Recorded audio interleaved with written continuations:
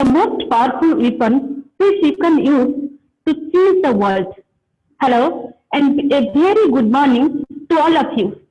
I take this opportunity to welcome you all, our distinguished research persons and participants, to the webinar organized by SUBHADRA MAHTAB MAHAVIDYALAYA ASURESWAR Cuttack in collaboration with Tika Foundation Bhubaneswar. It is much awaited day as we all have gathered over here, though virtually, with the eminent speakers who will throw light on the webinar topic National Education Policy 2020 New Structure of Education. National Education Policy is a comprehensive framework to guide the development of education in the country. The need for a policy on education was first felt when Congress MP Mr. Siddheshwar Prasad criticized the then government for lacking a vision and philosophy for education. As a result, based on the suggestions of Kothari Commission, Parliament passed the first policy on education in 1968. The second National Education Policy came in 1986 by the former PM Rajiv Gandhi's government, which was modified later on in 1992. NEP 2020 is the third policy on education approved by Union Cabinet of India on 29th of July 2020 after almost 34 years. To give us insight into this extremely promising program, we have with us today Professor Dr. Haraprasad Mishra, Principal Rajganj College, Jalpaiguri, West Bengal; Professor Dr. Saroj Chandra Chaudhary, Associate Professor, Rajani Government College, Bhubaneswar; and Professor Dr. Rabinaran Sahu, former Reader in Education, TN Autonomous College, Khurda. I will now request our Principal Sir, Dr. Ramanath Sahu, to welcome our distinguished guests and participants to the webinar. Over to you, sir. Good morning to all. A warm welcome to all. The national webinar on National Education Policy 2020, a new structure of education. As we know, India is heading towards a revolutionary change in our education system with the National Education Policy 2020. How the vision reflected in the new education policy changes our education system into global standard. To have an insight into the new education policy, we have with us a group of very eminent speakers with us today. It is great honor for me to welcome Professor Dr.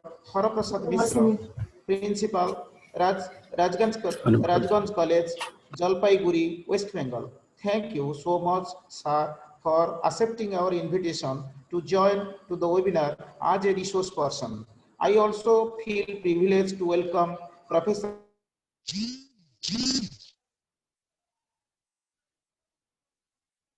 invitation to grace the occasion with his valuable words about the topic.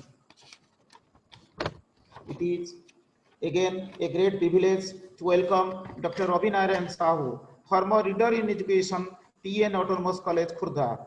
I am really grateful to you, sir, for accepting our invitation as a speaker in this webinar. Now I take opportunity to introducing about my college. To all of you, our college, SUBHADRA MAHAVIDYALAYA, named after an eminent freedom fighter, late SUBHADRA MAHTAB, whose dedicated life, remarkable contribution to the freedom struggle and social reconstruction made her a household name in ASURESWAR, that is her birthplace. The college was established in the year 1979 with the blessing of Utkal Kesari, Dr. Harikrishna Mahatab, the architect of modern Odisha, with opening of intermediate in arts, that is old IA, only seats 128. Now, after 4 decades, our college has immensely progressed to place itself in the premier educational institutions of higher education in the state through its academic excellence. Our college being a rural area where new technology is not available or a time-taking factor to make it available, the existing system faces lot of hindrances. We all members of college take everything as a challenge and prove it that yes, we can do it. I do not like to take your valuable time as well as eagerly waiting listen to our resource persons. I also welcome to Dr. Prasanna Kumar Mahapatra as the convener to this occasion. I also lastly that to welcome to all the dignitaries, participants, and my dear students present in the here, and also thanks to the for the good organizing, that is our head Sudhir Kumar Das, and also Mr. Ramakant Shamal also. That is, thank you all, sir. Thank you, sir, for such a warm welcome. As we move forward, I am extremely delighted to introduce the convener of this webinar, Dr. Prasanna Kumar Mahapatra, Reader in Education, Salepur Autonomous College, Salepur.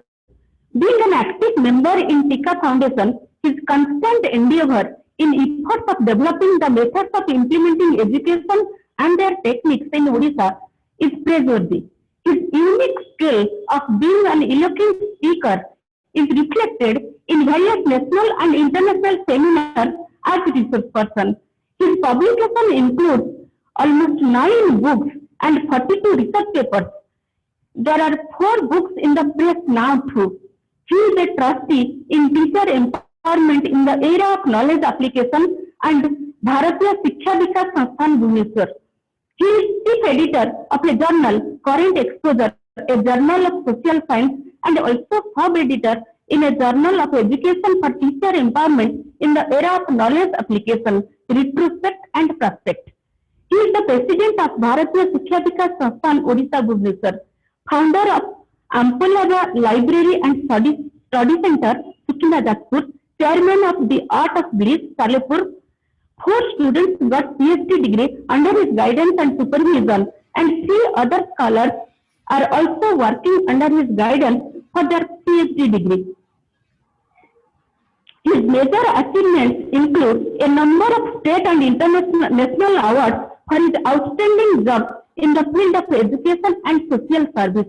His constant guidance and encouragement to organize seminars acted as a catalyst for us too. And we are organizing a webinar today on NEP 2020, New Structure of Education, which is the most relevant topic to be discussed about today. Now, I would like to request Dr. Prasanna Kumar Mahapatra, sir, to present the theme paper of this webinar. Over to you, sir.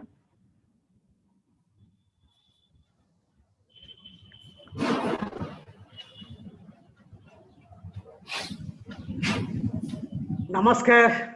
Good morning to all of you.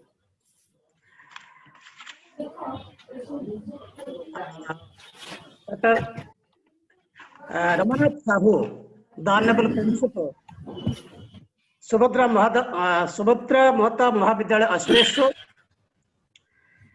esteemed resource persons, Dr. Haraprasad Mishra, the Honorable Principal, Rajganj College, Jalpaiguri, West Bengal, Dr. Saroj Khan Chaudhary, Associate Professor, Rajdhani College, Bhubaneswar, Dr. Abhinaran Sahu, the former reader and senior faculty, PN Autonomous College, Khordha, the organizing secretary, Srijata Sudhir Kumar Das, the head, Department of Education, SUBHADRA MAHAVIDYALAYA ASURESWAR, and Sri Ramakant Shamal, Assistant Organizing Secretary of SM MAHAVIDYALAYA ASURESWAR, and my learned and intellectual participants. Really, I'm extremely happy for the national webinar on National Education Policy 2020, New Structure of Education, which is organized by the Department of Education SM Mahavidyalaya ASURESWAR and in collaboration with the Tika Foundation Odisha Bhubaneswar. Really, I'm extremely happy. And we know that this national education policy is the first education policy of the 21st century. And it aims to address the many growing developmental imperatives of the country. If we think about the vision of the policy, this national education policy aims at building a global best education system rooted in Indian ethos and aligned with the principles enunciated above, thereby transforming India into a global knowledge superpower. We know that the government of India has appointed a new committee under the chairmanship of Professor K. Kasturi Rangan to prepare a draft for the new National Education Policy 2017. The committee submitted its report on May 31st or 31st May 2019. The same year, that means in 2019, the Minister of Human Resource Development released a draft new education policy 2019, which was followed by a number of public consultations. It also talks about a revision of the curriculum and pedagogical structure from a 10+2 system to a 5+3+3+4 system design in an effort to optimize learning for students based on cognitive development of children. The National Education Policy NEP-2020 has been approved by the Union Cabinet chaired by the Honorable Prime Minister himself on 29 July 2020. The NEP-2020 is the first education policy of the 21st century. The National Education Policy 2020 was built on the foundational pillars of access, equity, quality, affordability, and accountability. Our country got the education policy after a long gap. That means after 34 years. The national policy 2020 will sow seeds for starting a new era. This is the foundation of the future of the India, says Honorable Prime Minister Shri Narendra Modi. Professor, the chairman of the committee, he says that the National Education Policy 2020, the new education policy will give it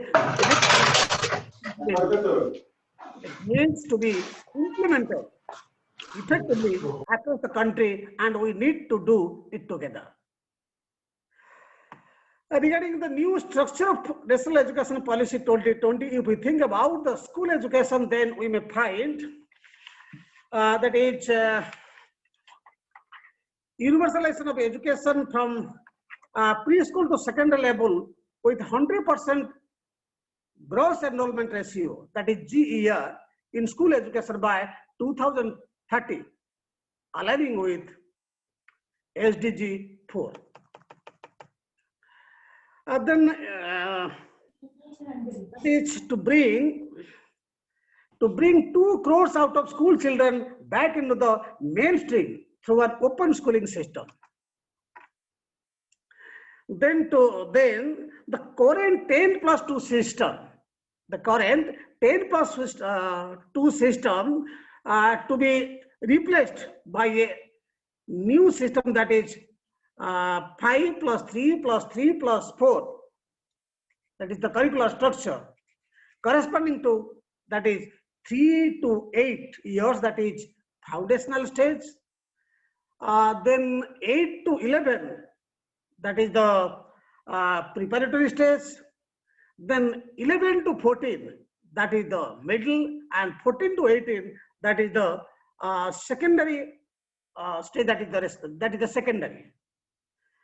It will bring the uncovered age group of 3 to 6 years under school curriculum, which has been recognized globally as the crucial stage for the development of mental faculties of a child. It will also have 12 years of schooling. Then class 10 and 12 board examinations to be made easier to test core competencies rather than memorized facts, with all students allowed to take the exam twice. Then school governance is set to change with a new accreditation framework and an independent authority to regulate both public and private schools. Emphasis on foundational literacy and numeracy. No rigid separation between academic streams, extracurricular, vocational streams in schools. Vocational education to start class 6 with internships, teaching up to at least grade 5 to be the mother tongue. No language will be imposed on any student. Assessment reforms with a 360-degree holistic progress card, tracking students' progress for achieving learning outcomes. A new and comprehensive national curriculum framework for teacher education, that is NEP-2020 2021, will be formulated with the NCT, that is National Council for Teacher Education, in consultation with NCERT. By 2030, the minimum degree qualified, that is the minimum degree qualification for teaching will be a 4-year integrated B.Ed degree. If we think about the higher education, then we may find that is the cross enrollment ratio in higher education to be raised to 50% by 2035. Also 3.5 crore 5 crore seats to be added in higher education. The current gross enrollment ratio, that is GER, in higher education is 26.35, for which the gross enrollment ratio in higher education to be raised to 50% by 2035. The holistic undergraduate education with a flexible curriculum can be of 3 or 4 years with multiple exit options and appropriate certification within this period. That is, the MPhil course will be discontinued, and academic bank credits to be established to facilitate transfer of credits. Then multidisciplinary education and research universities, MERU, at par with IITs and IIMs, to be set up as models of best multidisciplinary education of global standards in the country. Then the National Resource Foundation. The National Resource Foundation will be created as an apex body for fostering a strong research culture and building research capacity across higher education. Then higher education, that is Higher Education Commission of India, HECI, will be set up as single umbrella body for the entire higher education, excluding medical and legal education. And Higher Education Grants Council, that is HEGC, that will be for funding, and National Accreditation Council, that is NAC, for accreditation. Then affiliation of colleges to be phased out in 15 years, and a stage-wise mechanism to be established for granting graded autonomy to colleges. Regarding the other changes, particularly in the structure of NEP 2020, an autonomous body that the National Education and Technology Forum will be created to provide a platform for the free exchange of ideas on the use of technology to enhance learning, assessment, planning, and administration. National Assessment Center, that is PARAK, has been created to assess the students. It also paves the way for foreign universities to set up campuses in India. It emphasizes gender inclusion funds, special education zone for disadvantaged regions and groups. New policy promotes multilingualism in both schools and higher education. National Institute for Pali, Persian, and Prakriti, Indian Institute of Translation and Interpretation to be set up. It also aims to increase the public investment in the education sector to reach 6% of GDP at the earliest. Currently, India spends around 4.6% of its total GDP on education. So, this is in brief about the theme of the webinar topic, that is National Education Policy 2020, a new structure of education. We have with us the great educationists of the state and the country. So this is the time to listen from them. So I welcome to also the resource persons, those who are with us. That means Professor Dr. Haraprasad Mesra, the principal Rajganj College, Dr. Saroj Khan Chaudhary, Associate Professor, Rajdhani College, then Dr. Abhinaran Sahu, former senior faculty, PN Autonomous College, Khordha. So we must listen to them. Thanks to the Thank you, sir. Sahu. Thank you. Namaste. Lastly, it is my request to all the participants. Please mute your audio and video, as a result of which we can listen clearly from our honorable guest. Otherwise, it may create some sort of problem to listen. So it is again, once again, it is my sincere request to all the intellectual participants. Please mute your audio and video. That will support us to listen clearly from our honorable guest. Thank you. Namaste. Thank you, sir, for such an excellent theme paper presentation. As everyone is anxiously waiting to listen to our distinguished speakers, without taking much time, I would now like to introduce the first speaker of this session, Professor Dr. Haraprasad Misra, Principal, Rajganj College, Jalpaiguri, West Bengal. Professor Misra started his teaching career at college level as lecturer in the year 1992 before joining as principal under Government of West Bengal. He was awarded PhD by Utkal University, Bhubaneswar in 2004. He has published more than 30 research articles in different national and international peer-reviewed journals and delivered many lectures in different colleges of Odisha, West Bengal, Himachal Pradesh, and many other states. Welcome to you, sir, once again. Professor Dr. Haraprasad Misra will now be sharing his views on NEP 2020, and on behalf of our college, I take this opportunity to invite Professor Misra to address this virtual gathering of academicians and scholars. Over to you, sir. Thank you very much, Coordinator Ma'am. Can you hear me? Yes, sir. Okay. Yes, sir.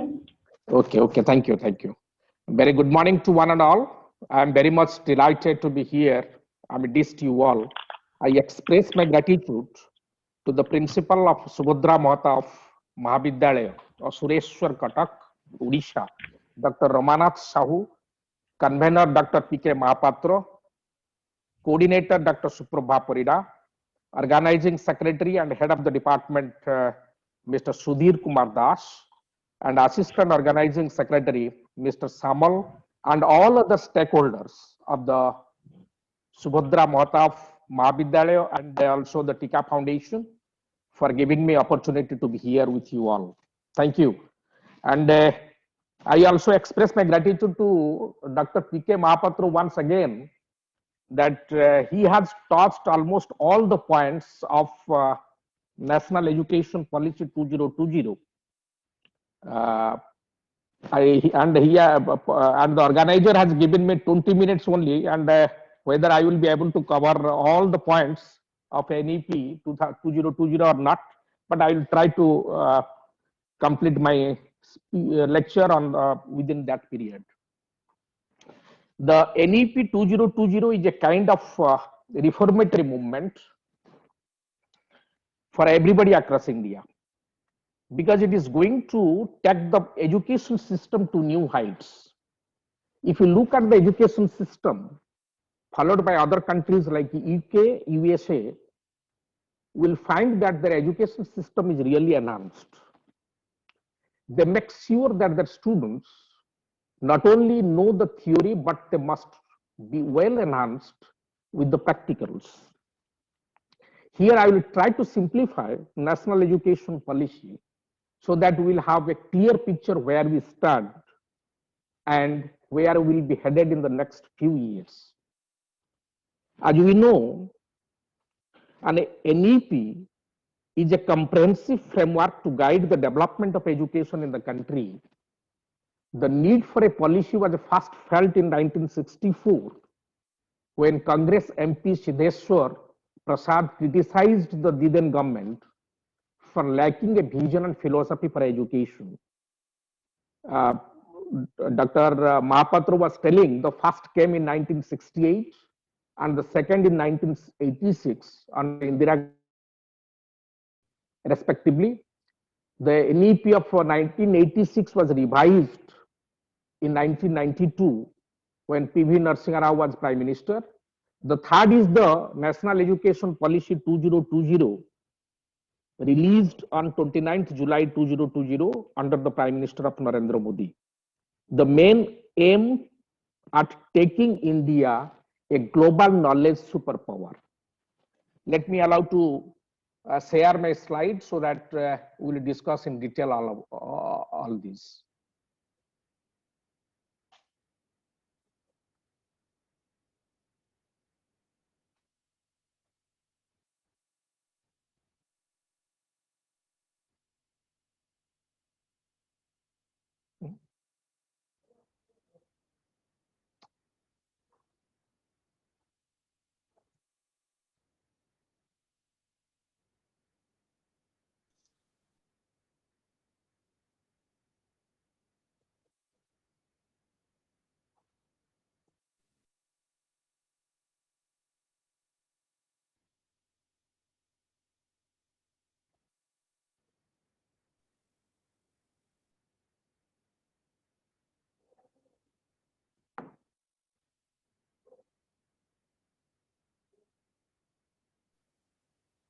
Is it shared?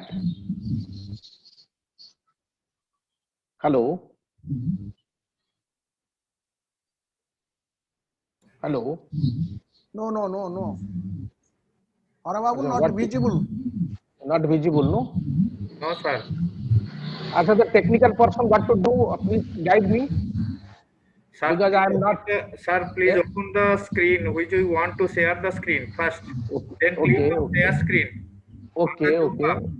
Then? Okay, then select the screen. Which Where you is want screen? to display on the Zoom. Sir, after click on the share screen, there is Share screen, yes. screen available on your screen, which you want to display on the Zoom. Okay. Then select that. But that is already on my screen. What I want to share. Yes. Now it is. Yeah.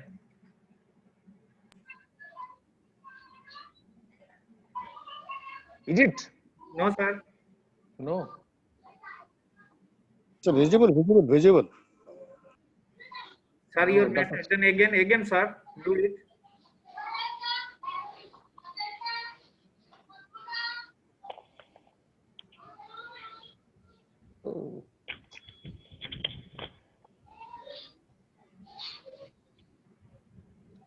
Yes, sir. Is it visible? No. Yes, sir. Open Okay. that. Okay, sir. Thank you. Okay.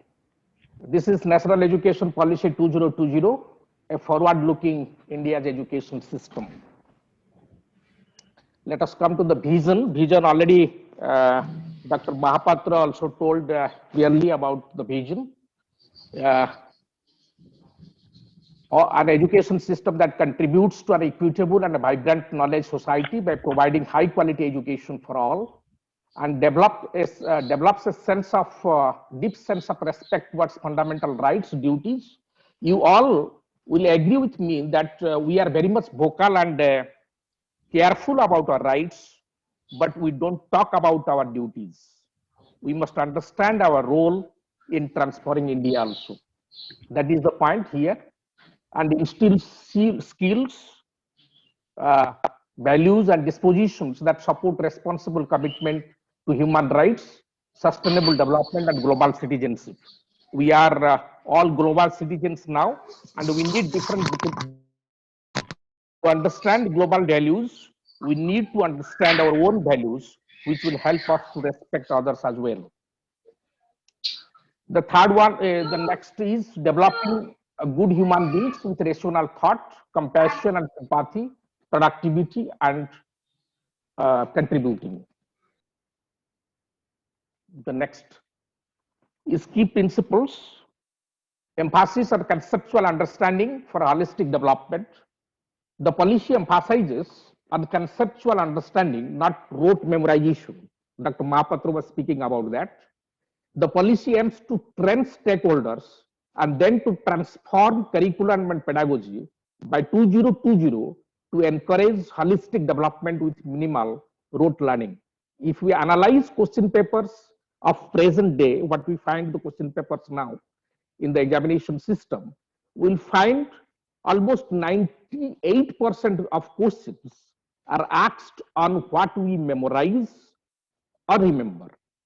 Who did this, or who said this, when did someone born, but they never ask why or how it would have been different.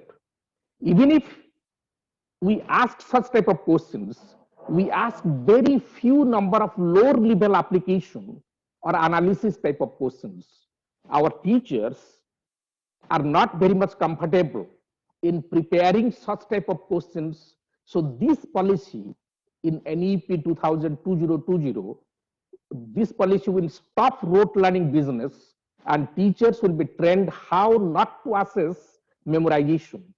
The policy also emphasizes on sensitizing our teachers as well as parents to promote child's holistic development with focus not only through academic performance but in overall sphere. The next is critical thinking and creativity. Critical thinking, whether our present education system makes our youths curious or inventive, simply no. As we know that this critical thinking is the ability to think clearly and rationally, understanding the logical connection between ideas. It requires you to use your ability to reason. It is about being an active learner rather than a passive recipient of information. And as we know that the critical thinkers are always identify, analyze and solve problems systematically rather than by intuition or instinct. The next is unique capabilities. As 21st century citizens, it is the essence of what we love to do and do the best. The next is respect for diversity. The recognition and appreciation of diversity is a core principle of the field of community psychology. As our world becomes increasingly diverse and interconnected, understanding different cultures becomes crucial. So that means there are so many dimensions of diversity. I'm not going to discuss in detail about all those, but what we need is cultural humility. The next is flexibility. Flexibility is very much essential. Learners have the ability to choose their trajectories and programs and thereby choose their own path. Freedom is given in the NEP 2020. Without freedom, as we know, that they will lack motivation. Wide choices of subjects and courses year to year will be the new feature of this secondary level education. Equity and inclusion. As we know that fair and respectful treatment of all students is required, and inclusion, as we know that all individuals must feel respected, must feel accepted, and they must be valued. Then continuous review will be there, community participation, because even higher education is not only teaching and research, rather it is understanding the community and contributing the community. Use of technology for teaching and learning. Technology has positive impact on our teaching or learning achievement.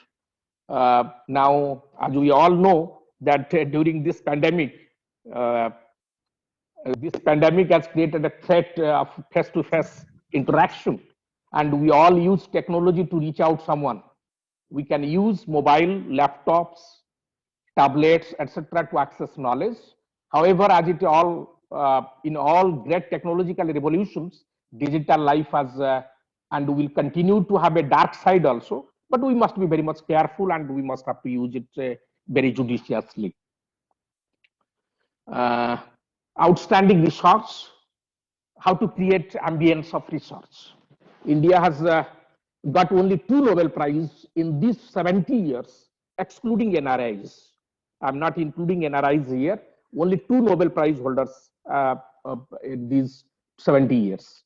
The report of the UGC also shows a very dismal picture of research in higher education. The situation is almost similar across all the states. Academic Performance Index, the API, what we know all the teachers they know, Academic Performance Index has made faculty members more career oriented, rather being dedicated and effective research workers and teachers.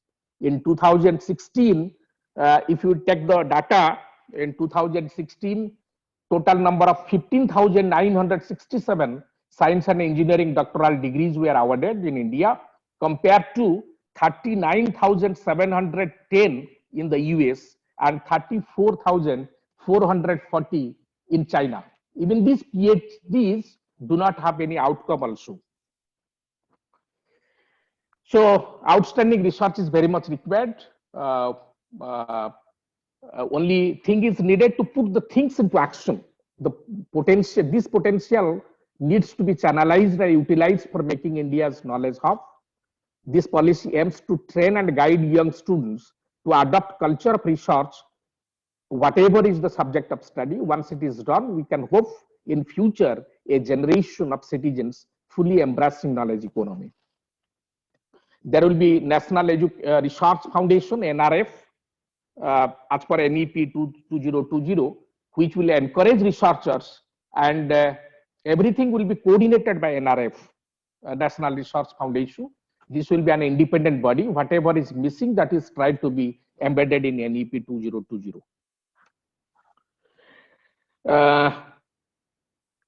Light but tight regulation. The regulation will be by a single regulator for all of higher education, including professional education also. Expected outcomes of school education. Regarding school education, Dr. Chaudhary is there. He is a very good speaker. Dr. S.K. Chaudhary will discuss about school education in detail, but I will just touch all those points. So the expected outcomes of school education, the first one is universalization of access from pre-primary to secondary. Curtailing dropout rates and ensuring universal access to all up to 12 standard. There are so many dropouts still in India. We find so many dropouts out of school children. So the purpose of this NEP is universalization of access for pre-primary to secondary.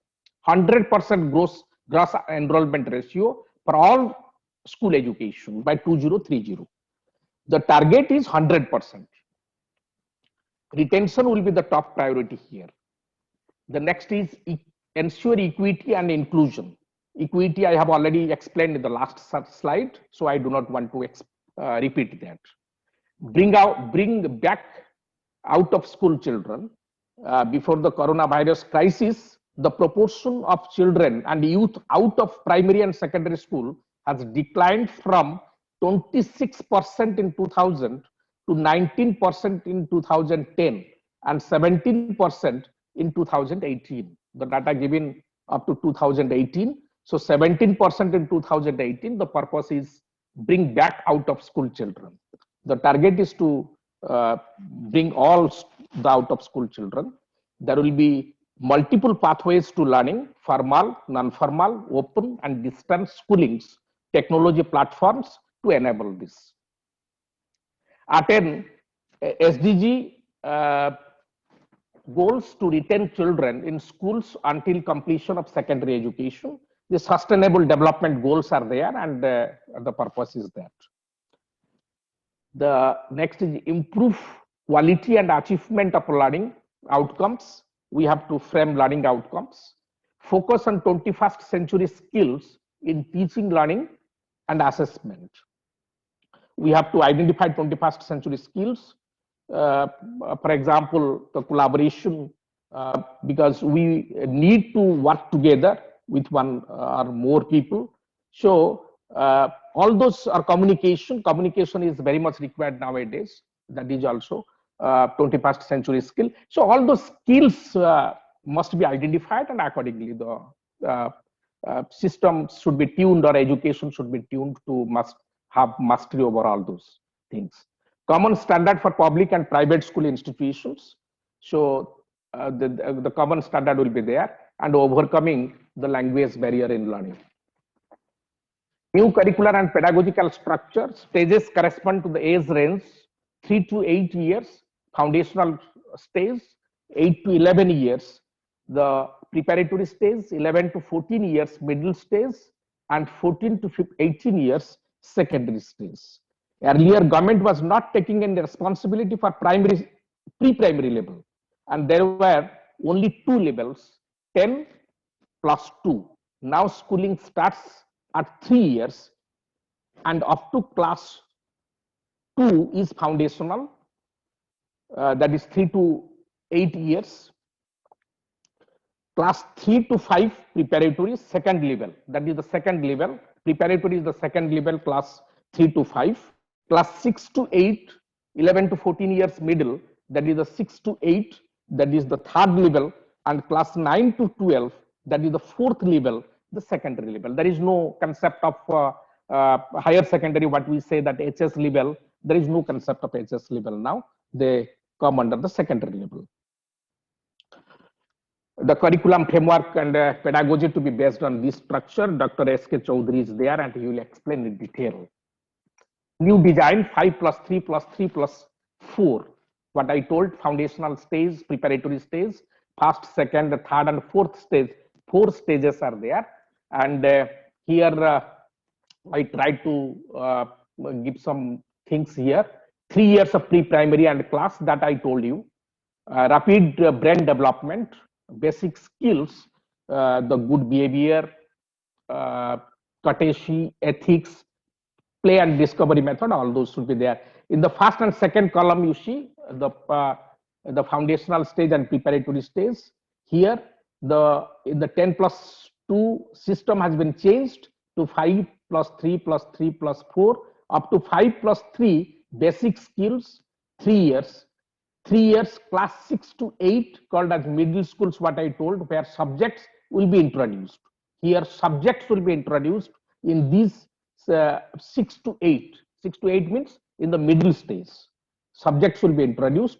Final 4 years, class 9 to 12, there will be option to select disciplines, and all the subjects will have equal importance.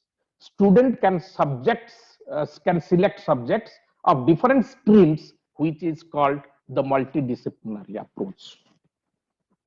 And the preparatory class, the Balbhatika for the children below the age of 5 with early childhood care education qualified teacher. Focus on holistic development of the child to gain practical experiences. Here the important thing is, it will bring the uncovered age group of 3 to 6 years. Uncovered age group of 3 to 6 years under school curriculum, which has been recognized globally as the crucial stage for development of mental faculties of the child. That is most important thing here.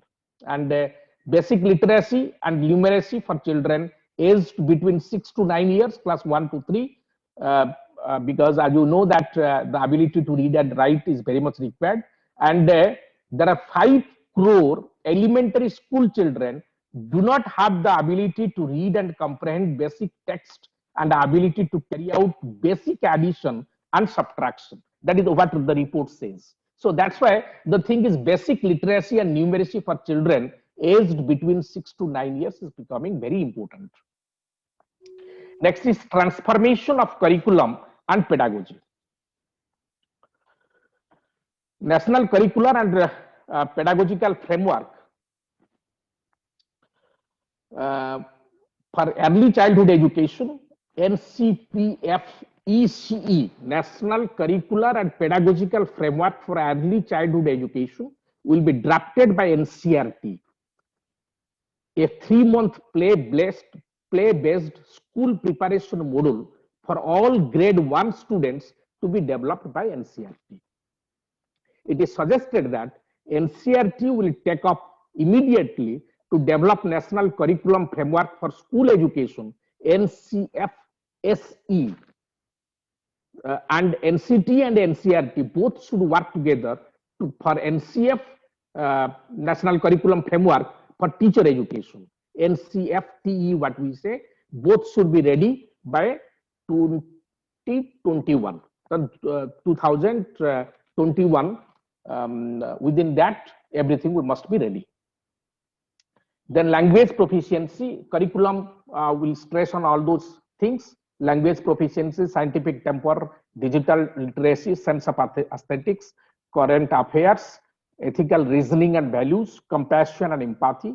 So language proficiency is very much required because as you know that being proficient in a second language helps people to adapt more easily to different culture, and the ability to communicate with those who speak other languages can be conducive to the overall achievement of career goals.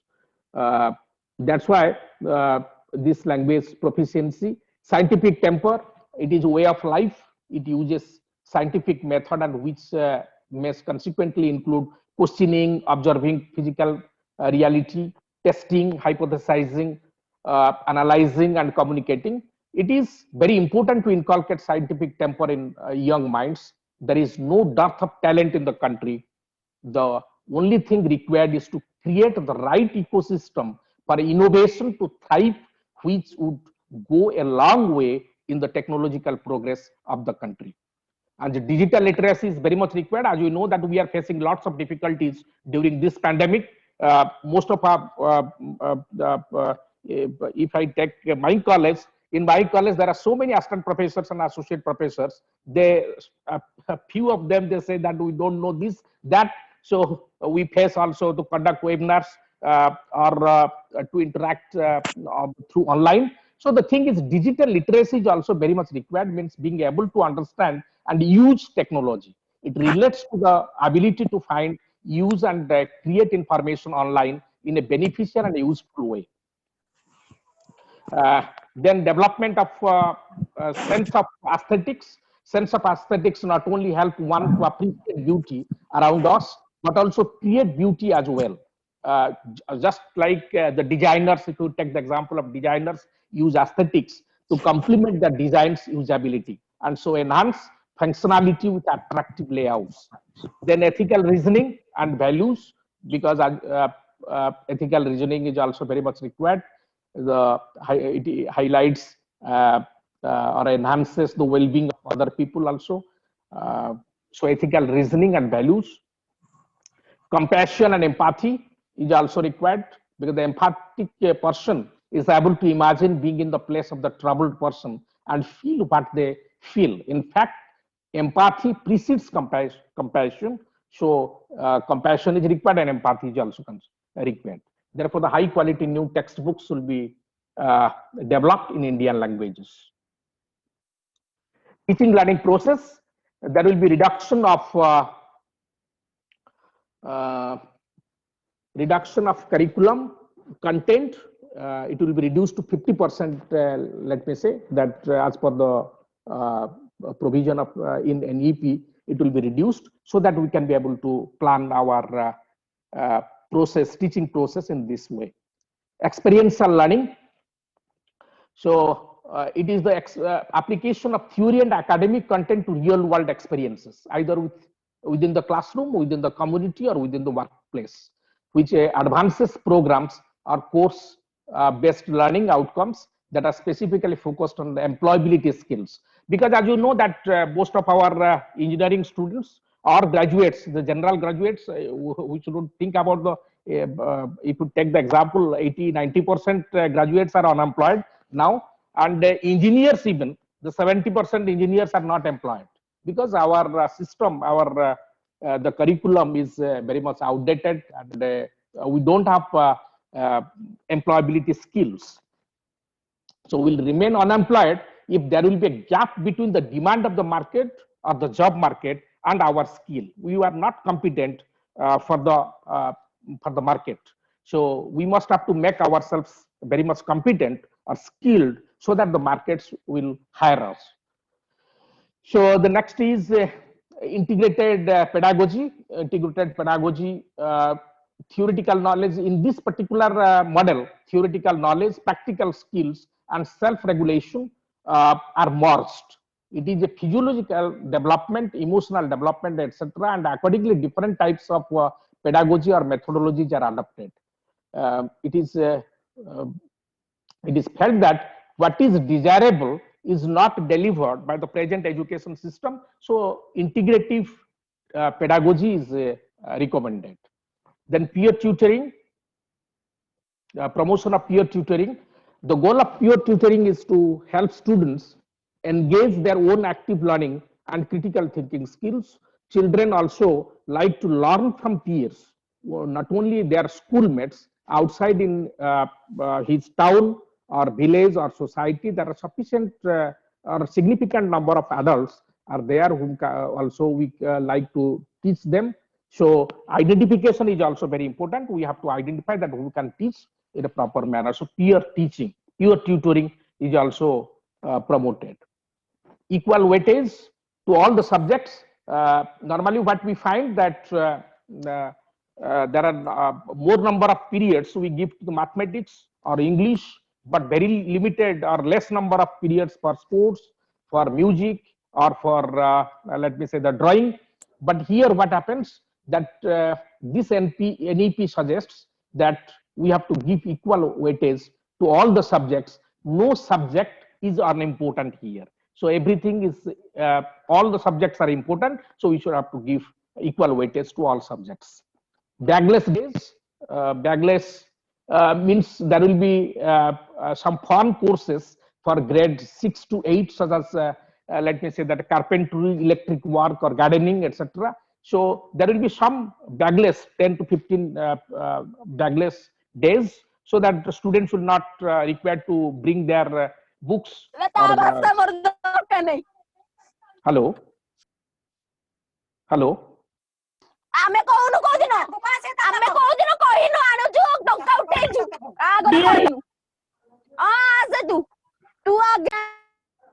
Hello. Oh, sir, carry on, sir. Yes, Dr. Mishra, please continue. Yes, yes. Thank you very much. So this is all about the bagless days. Then blending of technology with the teaching and learning process. So blending of technology is required. National Educational Alliance for Technology, a regulatory body, will be created to use technology for better learning outcome. NEAT, that is the National Educational Alliance for Technology, aims to use artificial intelligence to make learning more personalized and customized for as per the learner's requirement. It even proposes to create national alliance with EdTech companies for better learning experience. But a big challenge here is to establish a robust digital infrastructure that even caters to the remote areas. But this will be this will remain a challenge.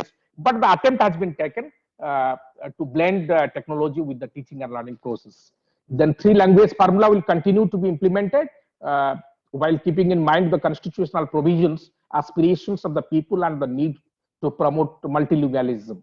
The 3-language will be according to the choices of the states, regions, but at least 2 must be the Indian language. Emphasis on mother tongue, but children will be exposed to different languages early from grade 3 and beyond. Sanskrit will be an option also for school and higher education students. Then teacher education, Dr. Sahu is there, Dr. Ravinarayan Sahu. He will discuss in detail about teacher education. So let me skip this particular slide because the time is short and I shouldn't consume their valuable, precious time. The next is higher education.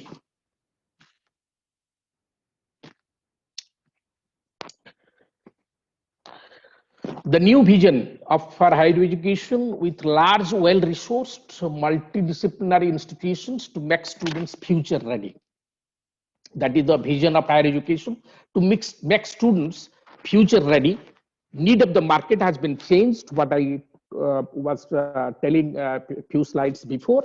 So need of the market has already been changed. So education has to be tuned accordingly. If you will provide the traditional education, so our students will be unemployed and they will be burden for the society. They will not be very much productive. So the intention is to make our students future ready. Then all higher education institutions to be consolidated into 3 types of institutions by 2030.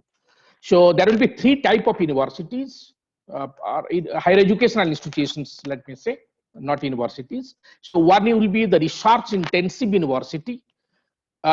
In the research intensive university, equal emphasis on teaching and research. So here equal emphasis will be given to teaching and research. Lots of research activities will be undertaken. The next is teaching intensive universities. Here greater emphasis on teaching, but still conducts significant research, but priority is on teaching, not on research. But significant number of researches will be conducted. Then autonomous degree granting colleges. All the colleges will be slowly autonomous institutions. So there will be no affiliating university. There will be no need of affiliation. All the colleges will be the autonomous degree granting college. Large multidisciplinary institutions of higher learning with the undergraduate courses. Policy suggests that by 2030, by 2030, every college should become autonomous degree granting college. All colleges will move towards that, so affiliation system will gradually be phased out.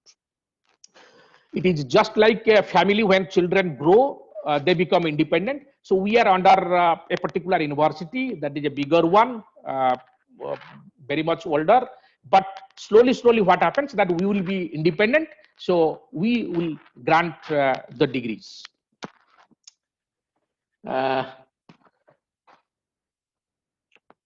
Here to increase the GR in higher education to 50% by 2035. Within 2035, our purpose is to make GR, gross enrollment ratio, in higher education to 50%. Now it is 26.8% in 2020. I'm telling in 2018 it was 26.3%, and in 2020 it is to 26.8%. It also aims to increase the public investment in the education sector to reach 6% of GDP at the earliest. Currently, India spends 4.6% of its total GDP on education. Moving towards liberal higher education. Sorry.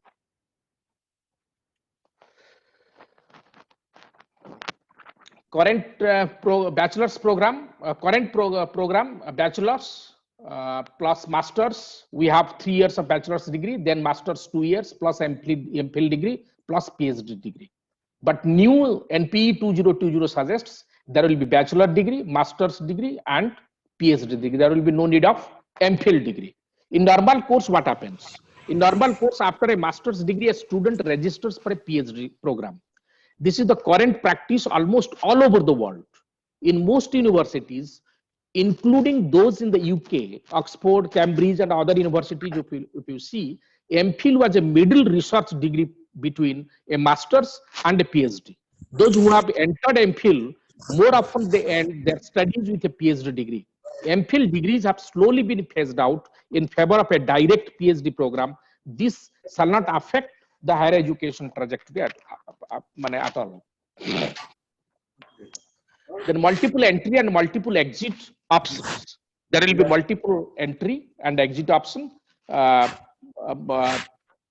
means anyone can leave if any student wants to exit after 1 year with he can exit with a certificate, after 2 years a diploma, and after 3 years with a bachelor degree, or 4 years also there is also bachelor degree. So there will be integration of many courses. You can opt economics with music, or any subject you can opt. So there will be integration of many subjects. Then no rigid separation of streams. There will be no separation of streams, arts, commerce, science. There is you can take any subject, whatever you want. There will be no rigid separation of that. Then provision of academic bank.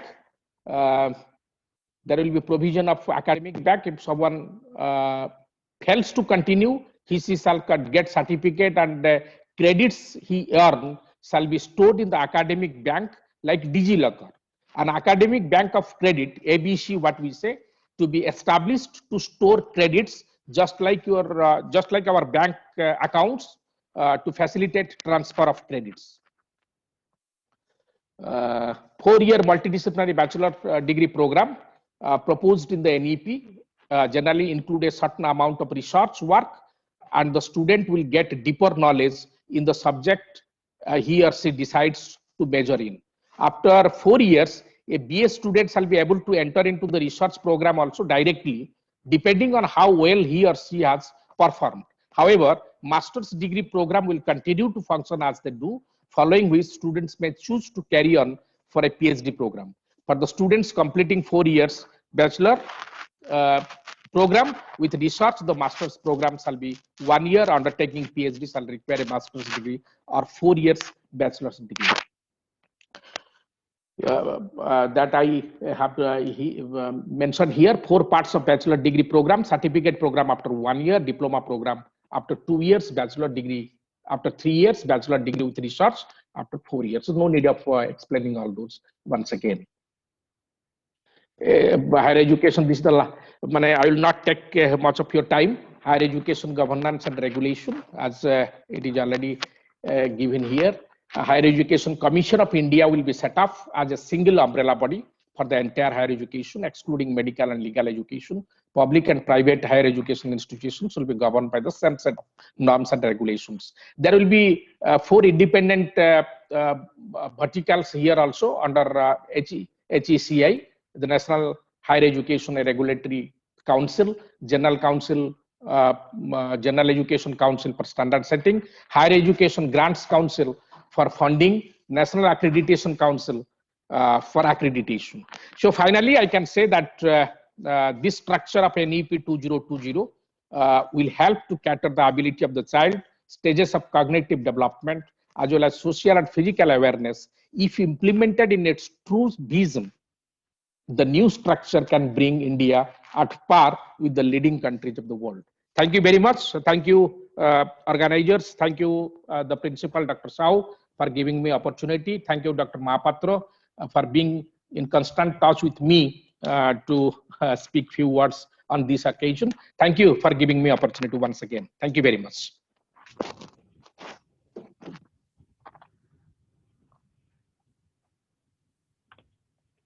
Thank you very much, sir, for your insightful words. We have some valuable notes from our participants that many of their apprehensions about NEP 2020. The intent, the implementation, and impact of new education policy is reflected in your presentation. The main points of your presentation, I want to summarize here: the vision, the key principles like flexibility in curriculum, equity and inclusion, outstanding research, light and tight regulations, Also expected outcomes of school education, new curricular and pedagogical structure, transformation of curriculum and pedagogy, teaching learning process that is equal weightage to all subjects, and bagless days, inclusion of bagless days, higher education flexibility in curriculum, and provision for academic grants from credit deposits. These are the few points which you have elaborated during your talk. Thank you, sir, for a brilliant presentation. And as we move forward with this program, I would now like to give a brief introduction to our next distinguished guest speaker of this session, Professor Dr. Sarojkanta Chaudhary. Dr. Chaudhary at present working at Rajdhani College, Bhubaneswar as Associate Professor of Education and also acting as coordinator of B.Ed. He has 28 years of teaching and research experiences in different government colleges of Odisha. He has completed 4 research projects funded by ICSSR and Government of Odisha. He is a storyteller in Odia language. Apart from this, about 20 number of research articles have been published in reputed journals. 5 books on education, 2 books in Odia, and 4 edited books in stories and creative writing have been written by Dr. Chaudhary. 2 scholars have been awarded PhD under his supervision. He is a motivational speaker who has delivered more than 150 public talks. Now, I would request Professor Dr. Chaudhary to share his views on the webinar topic NEP 2020 with our participants. Over to Dr. Chaudhary, sir. Thank you, madam. Thank you, Dr. Suprabha, madam, and respected principal, Dr. Ramanatha Sahu, Dr. and Professor Haraprasad Mishra, the co-panelist, Dr. Rabinarayan Sahu, another co-panelist and former reader, one of the advisor to different organizations, and most respectful Dr. Prasanna Kumar Mahapatra sir, and he is the source inspiration behind this talk and the program. All these things are done. And Dr. Samal and the organizing secretary and my dear participants, my students. It is a rare occasion to be the speaker of SUBHADRA MAHTAB MAHAVIDYALAYA. For a long time, I know Dr. Sahu had a desire, the principal had a desire to have a national seminar, but due to this corona pandemic, we are on virtual meeting. Okay, thank you, Dr. Sahu, for inviting me, and our co-panelist and Dr. Mahapatra has already given a very elaborate discussion, not brief to say, elaborate discussion, and they have given me some time to me, around 40 minutes. But in fact, some of the things have been covered by Professor Mishra and Dr. Mahapatra in between. So whatever my presentation will be a critical appraisal. Why there is a structural change. There is a necessity of a structural change in a country like India. And who actually motivated India to have a structural change? And what we are going to have by changing the structure. So I will present these things with every point and the critical analysis, what was and what will be. So by that we can have a very practical and to say the real picture of the program already existing and what is expected to be. So let us allow me to share my slides. Thank you, ladies and gentlemen. Thank you for inviting me. So now I am sharing my slides. Please wait 1 minute.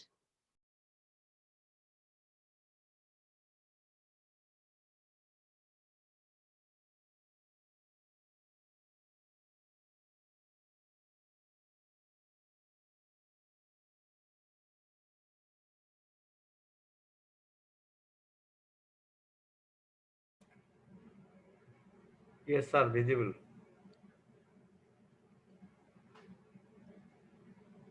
So all the participants, new structure of education in NEP 2020. That is the to say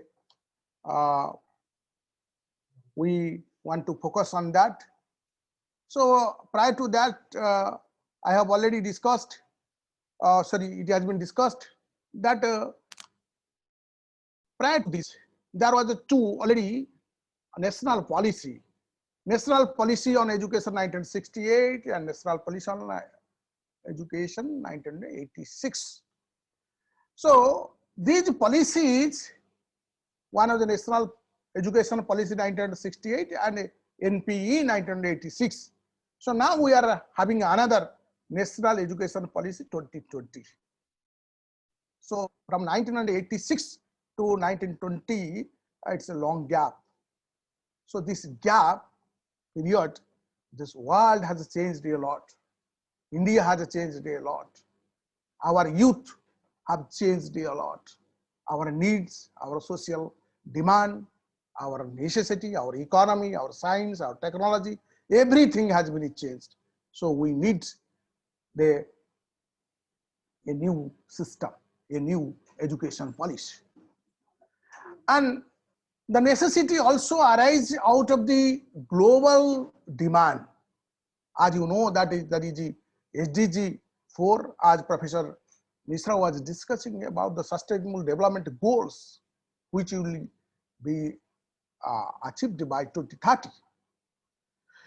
So again, India has adopted it by 2015. Agenda for Sustainable Development adopted by India in 2015 seeks to ensure inclusive and equitable quality education and promote lifelong learning opportunities for all by 2030. So our goal is 2030. By that we will have 100% quality education, 100% inclusion, and again the equal educational opportunity to promote lifelong learning system. Where are you? You will get the opportunity to learn. Such a lofty goal will require the entire nation or entire education system to be redesigned, to reconfigured, to support and foster the learning. So that all the critical targets and goals of sustainable development goals of 2030, agenda for sustainable development can be achieved. Dear friends, National Education Policy 2020 has two parts.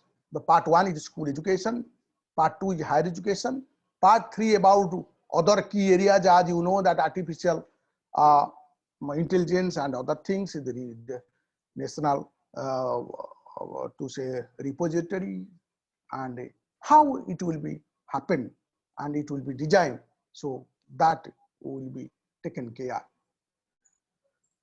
This policy envisages,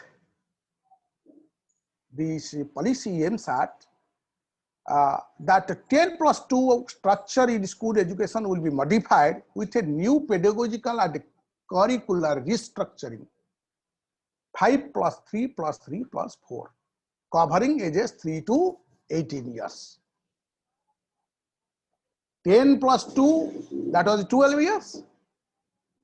And now this 5+3+3+3, that means 15 years. Where you get 3 years from? And what is these 3 years? What is the importance of these 3 years which has been added to this policy?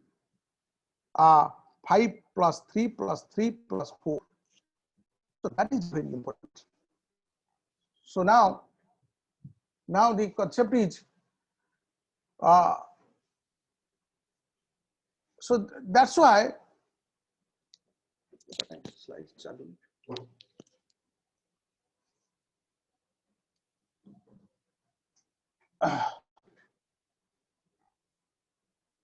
okay, coming back. The structure of education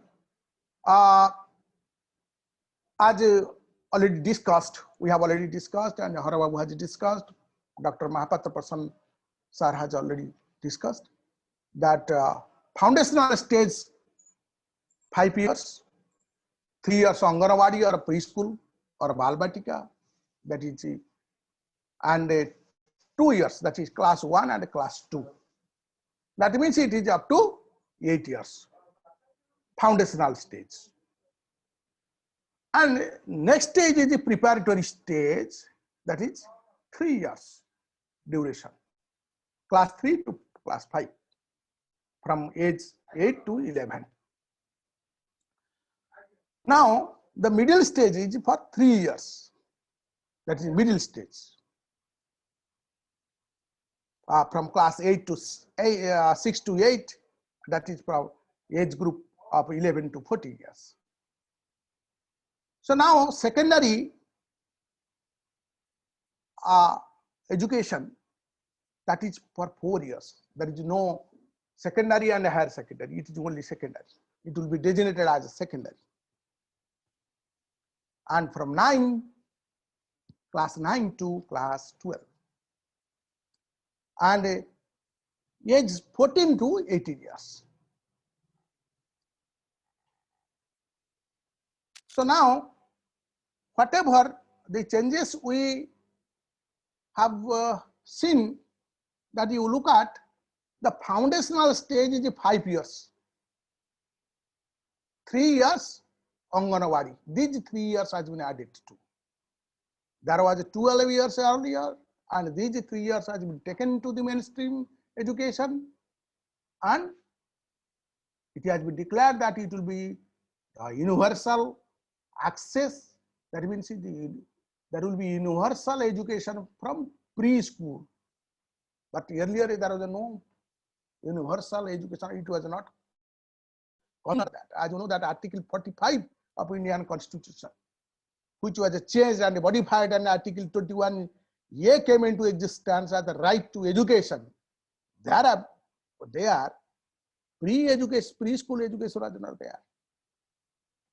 It has been added to, it has been included to, but it has not been reflected in constitutional amendment. It is in the declaration of the government. Okay, it is, as we have already discussed, I will not go back to that point, that the cabinet has approved it, the government has very high goals to say, and the goals which was set in 1968 was not achieved. All the goals were not achieved. Whatever goal was fixed, the aim of education, the structure, the content, the things which was the target of 1986 policy, that was not completely achieved. But 2020, which is the policy of 21st century, and as one of the reformative policy, it has many things included which is out of the box, which was not thought of. That is the prime focus of the policy. Let us look at these pictorials. We have already discussed it, but now you look at the picture. That is a foundational stage which constitutes 5 years of schooling, that is 3 years of Anganwadi, preschool or Balvatika. Then 2 years, that is class 1 to class 2. And 3 years, that is again preparatory, middle and secondary. Why this division? What is the necessity of this division? That is the question. Many students ask me, what are the necessity of dividing again? So simply it can be added to the new structure. So there was a 10 plus 2 plus, there was a 10 plus, and it was added earlier, that is plus 3. So what is wrong? Why it was designed so? It was designed so because in terms of a pedagogy and a curriculum, we wanted to change something. We wanted to add something. We wanted to give the focus on the creative, critical thinking, 21st century requirements. The needs of the 21st century will be reflected in the contents, in the system, in the educational activities, and that is the major focus. That is the major context. So this happens, and we have been motivated by the Western countries, all the developed countries, and we cannot keep ourselves aloof from other countries when other countries are going with a very suitable set of educational policy, and we are lacking behind. That will be a challenge to India. India is a big country having a huge, to say, robust system of education, and we have huge human resources. So 21st century is the century of India. So it is our dream, the foundational stage. What we want to insist upon the foundational stage, why it is called as a foundational stage? Because the foundational stage will consist multi-level, play activity-based, inquiry-based learning, comprising of alphabets, languages, numbers, counting, colors, shape slicks, then also includes many other capabilities developing, that is social capacities, sensitivity, good behavior, like that. So the context is here. I was thinking that when a teeny little boy or girl is going to school, might be in favor of play. So that a play will be there. But there will be less focus on alphabets learning, language learning, because class 1 and class 2 is there. So whatever the components, the pedagogy and the curricular inputs at present is there in class 1, what is happening? We are just teaching them alphabets. We are teaching them languages. We are teaching them numbers, counting. But our teaching model will be different. So that has been added to. I don't think that something new has been done here.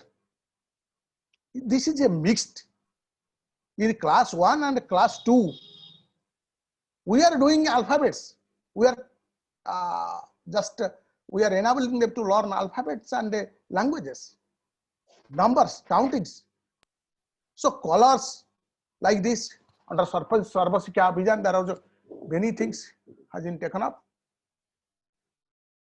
Another thing is that social capacities, good behavior, good manners, mannerism, which was not there in the course structure, that has been given emphasis. The social capacity building, social interaction, how to show the manners, behavior, that was not there. So now I will come also in detail, but if the time allows me. Next is the preparatory stage from class 3 to 5. Some light textbooks from class 3, from standard 3, as Professor Mishra was saying, that from here you will have multiple languages, 3 language formula. So this is the new addition to, but there was a deep long back, my friends will remember that why English will be there from class 3, that was a debate. But that debate has no meaning now. There is 3 language, language of a choice, multiple language, multilingual will be there, but bilingual books will be there. I will have a discussion particularly on a language issue. I have a special side on that. So some light textbooks as well as aspects of more formal but interactive classroom learning. There will be no just teacher dominating classroom or only one point that the teacher will say like that, but interactive, like the students will be asked to narrate the story of his friends, his pets, like that. So we'll have interaction, interactive classrooms, but formal teaching will be there also, in order to lay a solid ground across subjects, including reading, writing, speaking. Reading, writing, speaking will be focused, because we are introducing 3 languages. Then physical education will be there, like light different types of exercises. Art will be there, language, science, mathematics in a very light text, that will be there. What will be in middle stage? What is this middle stage? And you, as my students know, that when there was elementary schooling, the concept of a middle school, ME, was not there. So elementary stage had a division of a primary and upper primary, but the middle school concept or middle stage concept, which was earlier, that has been taken from class 6, class 7. When I was a student, that I was, after passing 50 class, I went to the minor school that was called Middle English School, ME school. So it was popularly called as minor school in our village. That middle school is still exists. So middle school will be there from 6 to 8 years. Introduction of subject teachers for learning and discussion of the more abstract concepts in each subject, that students will be ready for at this stage across the sciences, mathematics, arts, and science and humanities. Friends, I want to focus on another thing. Now in elementary schools, there is also the subject specialized teachers are recruited. As all the teachers are being trained in the diets, they are being selected on the basis of their arts and science streams. And this is subject specialization concept is carried over to this new policy. That means in this here, in this point, there is no such big change has been done. But it is the categorization in the new name has been given, that is middle stage. Anyway, introduction of subject teachers for learning and the discussion of more abstract concepts.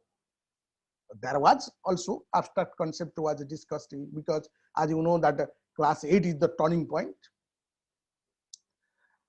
And there will be an examination here, assessment here in after class 8. So there is nothing. There is some students was asking that will there be no examination, no assessment? No. There will be assessment here in 3, 5, and 8, 10, 12. These are the assessment pattern will be changed. There will be semester type to say it will not be called as a semester, but something else will be there. There will be half yearly examination. If the portion you have completed by half of the year, that will be have one examination. But evaluation modus of evaluation will be different. Models will be different. That is the focus. I will discuss on that. So introduction of subject teachers for learning and a discussion of more abstract concept in each subject, that students will be ready for at this stage across the science, mathematics, arts, social sciences, and humanities. So let us come to secondary stage, which occupies prime position in our schooling. Secondary stage, which is to say the class 9 to 12. We had a breakup at the 10. Now that breakup is there, but it is unseen. That means which will comprise 4 years of a multidisciplinary study, building on the subject-oriented pedagogical and curricular style of the program. So now you see, look at the point, in a particular grade or particular students would continue to have the option of exiting after grade 10 and re-entering in the next phase to pursue the vocational or any other courses available in grades 11, 12, including at the more specialized school, if so desired. So now you look at, now the existing structure has the same pattern. If you look at the secondary stage, that means after 10, we had to quit after board examination. We have to leave the school and join in vocational streams like a diploma, like a ITI, like other things. Here is also the scope is there. So it is not a integrated to say the 4 years is not something very tight compartment. There is a multiple exit, and this is very ideally set that there will be no arts, science and commerce stream. Like your 10th class, up to 10th, there is no arts, science, commerce. Exactly that will happen in case of 12. So by that, what will happen, what will gain, that is there will be no coaching. There will be no pressure on the child. We said 10th board, we said 12th board, the marks like that, no mark. Hereafter nowadays friends, you do understand that for PG selection, there is no need of a mark. Even a highest number securing boy or girl cannot get a PG seat because of the entrance.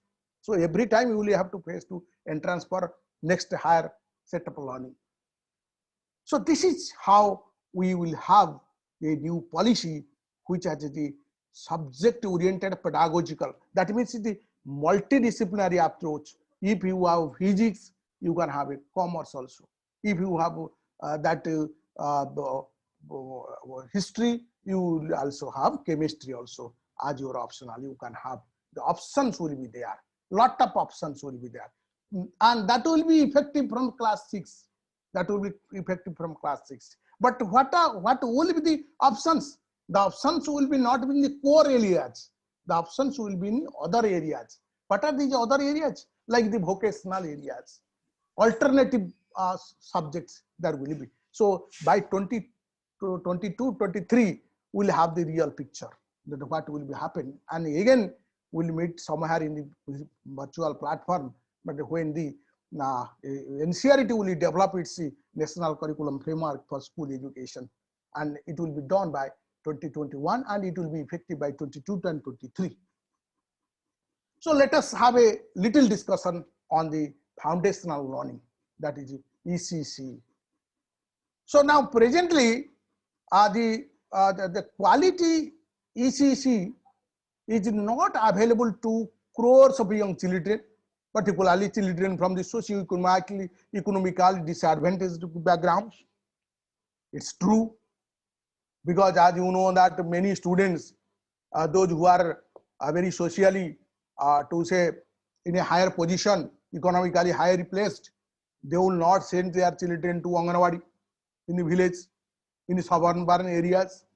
Now in Bhubaneswar there are also so many Anganwadi centers, but nobody know to say the very elite groups.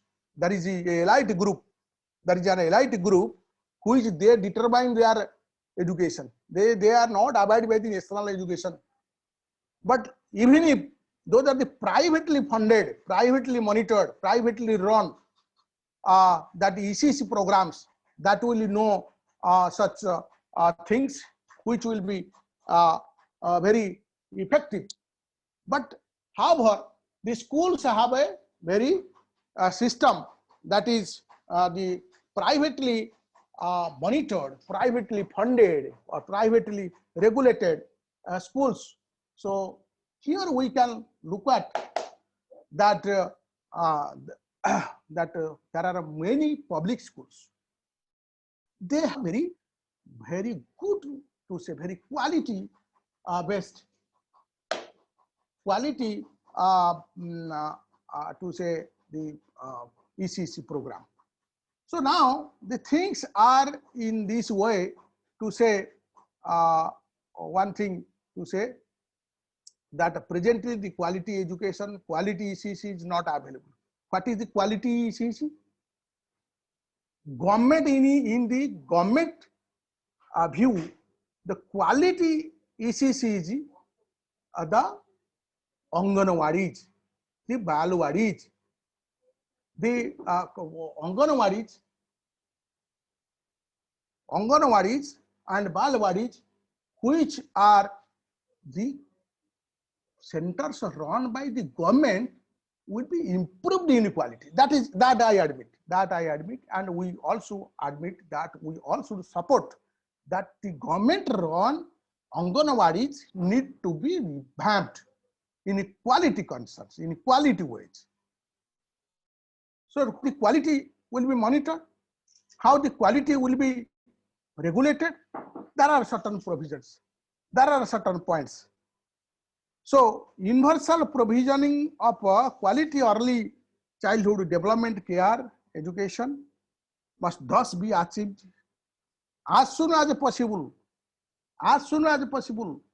and 2030 is the last.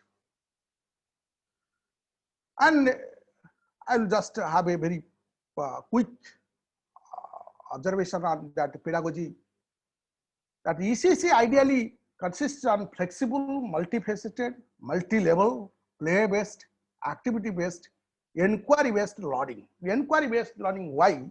It's because that always the child says, what is that? What is this? Who said this?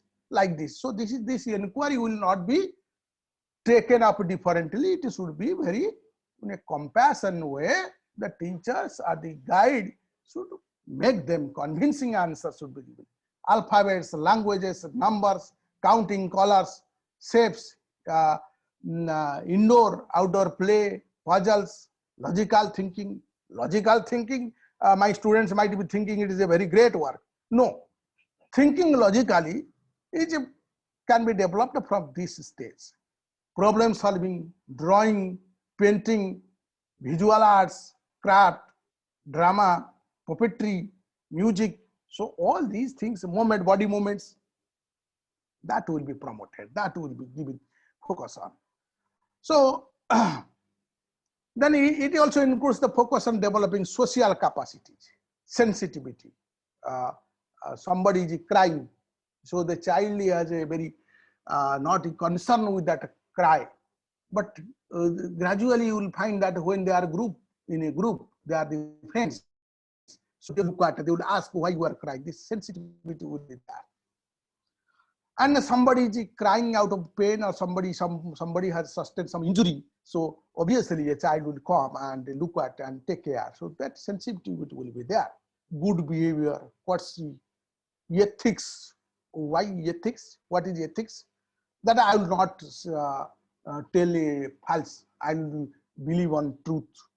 I will say truth. All the children. If you will ask a child, what is what, they will say truth, because child never say lie. They never tell a lie. So children are like God. We believe in that. Is the ethics, the practices we want to develop on that in them.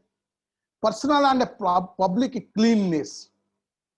So if you are cleaning yourself, you also look at around yourself. There is nothing, no dirty things are there, and you will have a teamwork.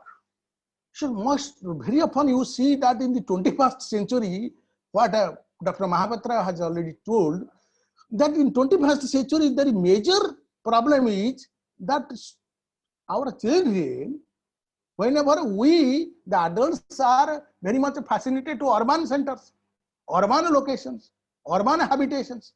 So by this same time, that our children are losing their team spirit. They are become isolated. They are very much to say the computer and other things, these articles, they believe in that. They do not have a friend, and they dislike others. they disbelieve others. This type of attitude is against the Indian knowledge. I will focus on Indian knowledge. What is Indian knowledge and why India is popular all over the world? Because of its integrity, unity, social values. And the social values would no more exist if there will be no teamwork. Then responsibility, who will have this responsibility of developing? There is a question. My friends would might be knowing this, that you know that till today ICDS is the real monitoring agency, funding agency of Anganwadi centers. So if you want to have it in our school system, who will monitor? Where it will be? Where it will be located? Who will supervise? So till today, ICDS the supervisor, ICDS has its own structure. ICDS is a project, you know that. So ICDS structure is there. There is workers, there is supervisors, there is also CDPOs in every block. And these CDPOs are monitored by these to say block level officials. And so now, who will develop curriculum? Who will monitor their progress? So the responsibility of ECC curriculum and pedagogy will be lie with MHRD. So now, as you know that MHRD is no more, that is the Ministry of Education, to ensure continuity from pre-primary school through the primary school and to ensure due attention to the foundational aspects of education. That means there is a transition. The term transition well known to my friends and my students. So while a child is coming from Anganwadi to a primary school is not there. There are standalone Anganwadi centers. So inside the village, Anganwadi. Outside the village, in the outskirts, there is a school. So the child is to come to primary school, and who will look at? So the pre-primary to primary, the transition will be monitored by the education department. How many students were enrolled in the Anganwadi and how many students have been attending the primary education, that will look at. The planning and implementation of early childhood care education curriculum will be carried out jointly by ministries of HRD, that is Minister of Education, and Women and Child Development, WCD, Women and Child Development, under which ICDS program is functioning. Health and Family Welfare, because there will be timely health checkup. And tribal affairs. Why tribal affairs? Because tribal ashram schools are there under tribal ministry. So you see that how many departments have been integrated. They have to jointly work with.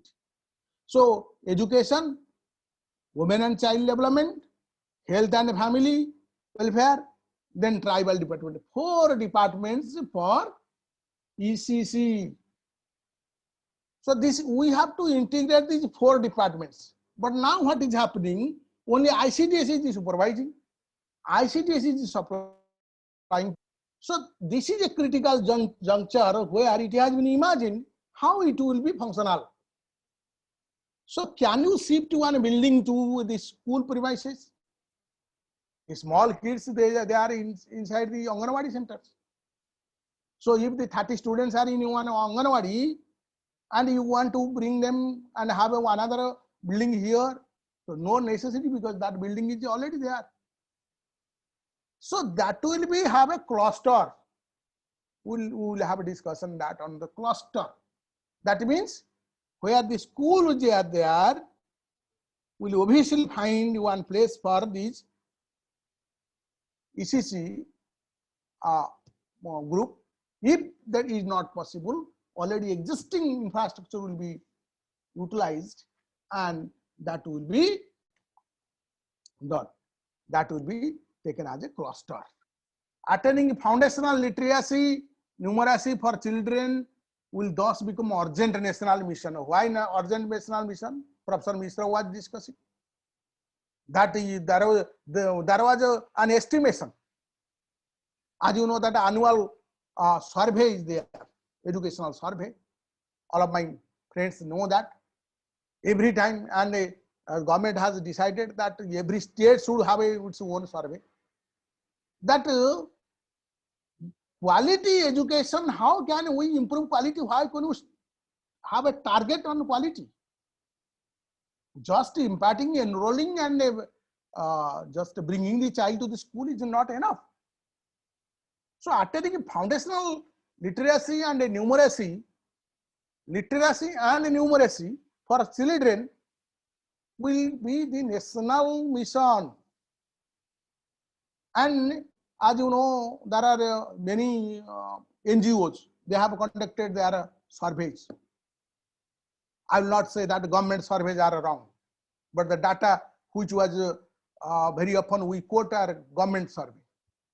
But the NGOs also sometimes they are being funded by government. Anyway, so NGOs, they say that even the standard Pratham, particularly I will take the name of Pratham, one of the NGOs, 5th standard, 6th standard, I mean the children in the government run schools, they are unable to write the alphabets, write the name. So that's why this is the context. We should focus on that. Immediate measures to be taken on many fronts. So with the clear goals that will be attained in the short term, including that every student will attain foundational literacy and numeracy by grade 3. I have already told that I will have a critical analysis. So grade 3 means by grade 2, we have to achieve such things. How far practical is it? We'll try, definitely we'll try. But the time will say how effective our teachers, how effective is our machinery to carry on this mission. The highest priority of the education system will be to achieve universal foundational literacy and numeracy in a primary school by 2025. By 25, we will have this, and this is the highest priority. Only carry forward the students is not the enough. So national repository of high quality resources on foundational literacy and numeracy will be made available. On digital infrastructure of knowledge sharing, Diksha will be there. Digital infrastructure for knowledge sharing, this is a very technological intervention, so that we can have certain technological intervention to equip our teachers. Technical interventions are to serve as aids to the teacher and help the bridge any language barrier is there. That is the some of the teachers may face some language barrier, and that will be taken up through technological interventions. And as we have already discussed, that national curricular pedagogical framework for early childhood care and education, NCERT will develop it in 2 parts. Namely, one sub-part will be for 0 to 3 years old, and another sub-framework will be for 3 to 8 year olds. So you know that as we have already discussed the national curriculum framework for school education, there will also another national curricular and pedagogical framework for the early childhood care education. So that is there. In particular, the numerous rich local traditions of India developed over millennia in ECC, involving art, stories, poetry, games, songs, and more, will also be suitably incorporated. So the local traditions will be there. Local eminent persons will be also the focus. Local functions, local programs, local language, local things will be known. But our the people, particularly the urban areas, the people, they do like to hear about America and England, not about their village. So this is the very unfortunate sin that has been ruled out by the, and it has been incorporated in national education policy. Universal access to high quality. So these Anganwadi sectors will be strengthened with the high quality infrastructure, play equipment, well-trained Anganwadi workers and teachers. Will be there, high quality infrastructure will be there. So what will happen to the Anganwadi workers existing now? If we will have a new system by 2023, so what will be happen? So now you know that every Anganwadi will have a well ventilated, well designed and child friendly constructed building. Children in organizers shall take activity, field tours. Field tours, you know, the concept was very old, as old as in England. They we have heard about that how the teachers, they take their students, if they are going to present something, talk on something, they just take our the students to the field and they take to the site and they teach them, they inform them. So primary schools, in order to take the transition from Anganwadi to Anganwadi centers to primary schools for a smooth transition, Anganwadi shall be fully integrated into school complexes or clusters. That means away from the complex. Complexes means in one place, but clusters means in another place also. That can be done. Prepare initial cadre. So I was talking about the teachers, how the teachers will be recruited and how the present teachers will be rehabilitated. This is a very pertinent question, but every village we have Anganwadi workers. Prepare initial cadre of high quality ECC teachers in Anganwadis. Current Anganwadi workers, teachers will be trained through a systematic effort in accordance with the curricular and pedagogical framework developed by NCERT. By 2023, by 21, at the end of the 21, we'll have one pedagogical, to say, the framework, and on the basis of that, the present teachers, Anganwadi teachers, I mean Anganwadi workers, they will be just giving a training. Anganwadi workers, teachers with a qualification of a 10+2 and above shall be given a 6-month certificate course. Those who are lower educational qualifications shall be given 1-year diploma program. So that is there. State government shall prepare cadres of professionally qualified educators for early childhood care education through stage-specific professional training, mentoring, and the career mapping. So that is there, the dream that we will achieve it soon, so that we can have our, to say, in the system, a very quality educational, I mean early childhood care education. So importance of policy, no need of discussing that. We have already discussed that, how the numeracy and the high order of cognitive capacities such as the critical thinking, problem solving, that will be given. Holistic development of learners, already discussed that we will not have one specific aspect, we will have other aspects. Parents and teachers, they will both be responsible for the development of the child. No, you cannot say that the teachers are not doing. It is the parents also. They will be held responsible. Reduce curriculum content to enhance essential learning and critical thinking. Curriculum content will reduce. That is very important thing. That is the very focus area, to say, of this policy. That to reduce curriculum content.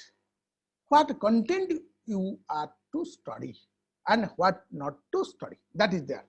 When there will be a curriculum load or content will be more, obviously the child will try to rote it. Child to focus more on that. So till today, our students, they have assumed that the education means mugging up, keeping something in the mind and writing in the examination. No more that will be in operation. That is a change. This is the turning point where we are leaving that and accepting a new model, that is critical thinking, creative and critical thinking, complete thinking. And we will have that. The critical analysis of things will be there. Thinking will be there. How to observe a thing, how to analyze the thing in your own way. So that is the thing. Experiential learning. Experiential learning means our the subject will be integrated to different aspects. That means the art education, that means the sports, the play. So by that, the child will have direct to say to the knowledge which is very interesting to him. The learning will be very experimental. He will experiment and he will get the experience. And if that will be integrated to play, if that will be integrated to art, that will be integrated to different subjects. So this cross pedagogical approach will be there. Cross content approach will be there. So that is the whole thing that we are going to have a new vision, new focus on. To empower students through flexibility in curriculum, curricular choice, as we have already discussed. There is flexibility. There are a number of subjects that you have to opt one.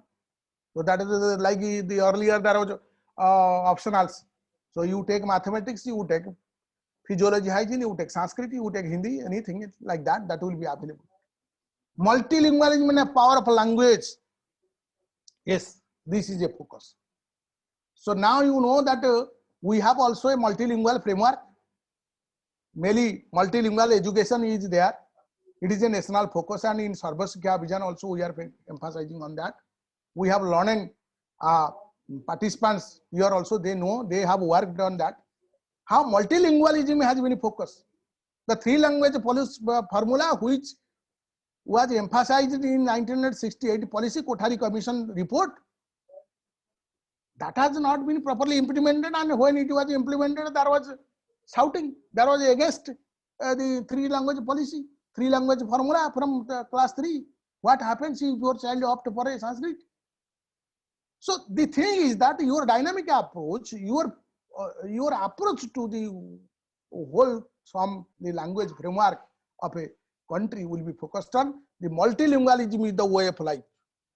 So you cannot stick on one thing. And particularly when there was a bilingual or a monolingual concept, resurrect the value of mother. Now the concept is that the thing is, hello. The concept is that the multilingualism and the power of language. Which power?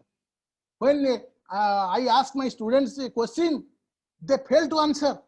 Why? They know answer, but they cannot answer in English.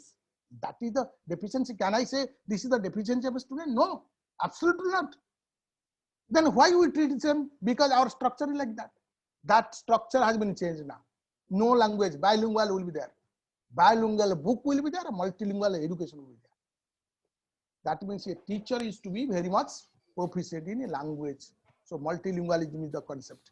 So now we have multiple languages also. You know that in Odisha, how in Odisha is the treasure of our tribes. Tribal languages are there. So we have in 27 type of languages we have experimented, and up to class it has been decided up to 5th it will be there, and up to 8th it will be extended in a new policy, and that is the core area of mainly multilingual education now existing with that vision also. So that will also be accepted. Multilingual means mother tongue will be there.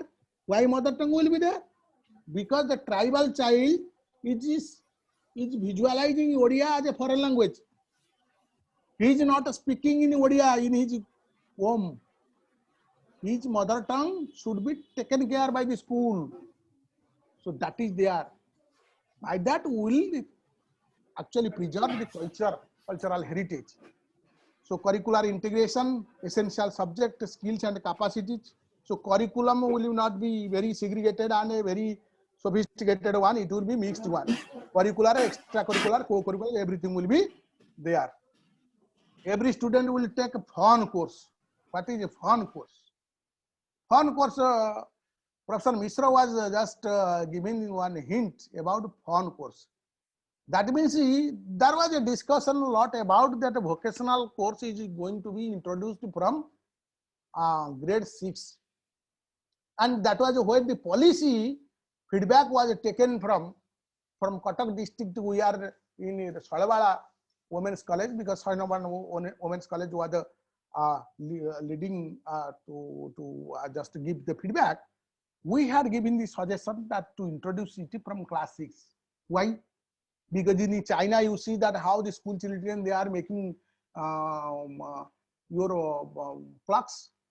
They are repairing these torch, and they are within 1 rupee, 2 rupee, they are just producing torch. They just assembling things. So why not in India? Why we depend on market? Why our children very creative in their way, they are not being used? Because we have not taken it up in school. So now it has been taken. This is a very good point. This is a fun course, means you will enjoy the course. Whatever you like, you take. So this is a type of a vocational crafts.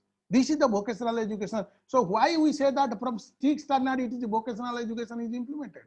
This is the course for which we say that it is the vocational course is being introduced. That gives a survey and hands-on experience, a sampling of important vocational crafts such as carpentry, electric work, metal work, gardening, pottery making, etc. So that is a question that who will teach them? If our teachers are only one single teacher is there or like that, so how can we ensure that all these subjects will be just giving their information, or like that how they will learn? Actually, that is a concept of that is remedial instructional aids. But it is the program will be instituted to recruit qualified community members to help students to learn.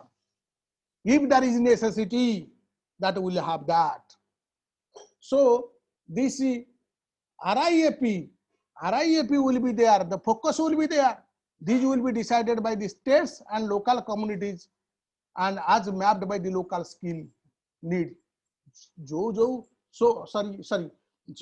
those who are residing in the locality, so we can just invite them and we can have our skill training under the fun course. The practice-based curriculum for grades 6 to 8 will be appropriately designed by NCERT while framing it, and it will be taken care.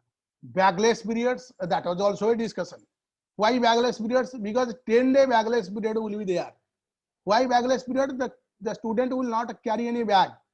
They will go for an internship. They will go to carpenter's house, carpenter's farm.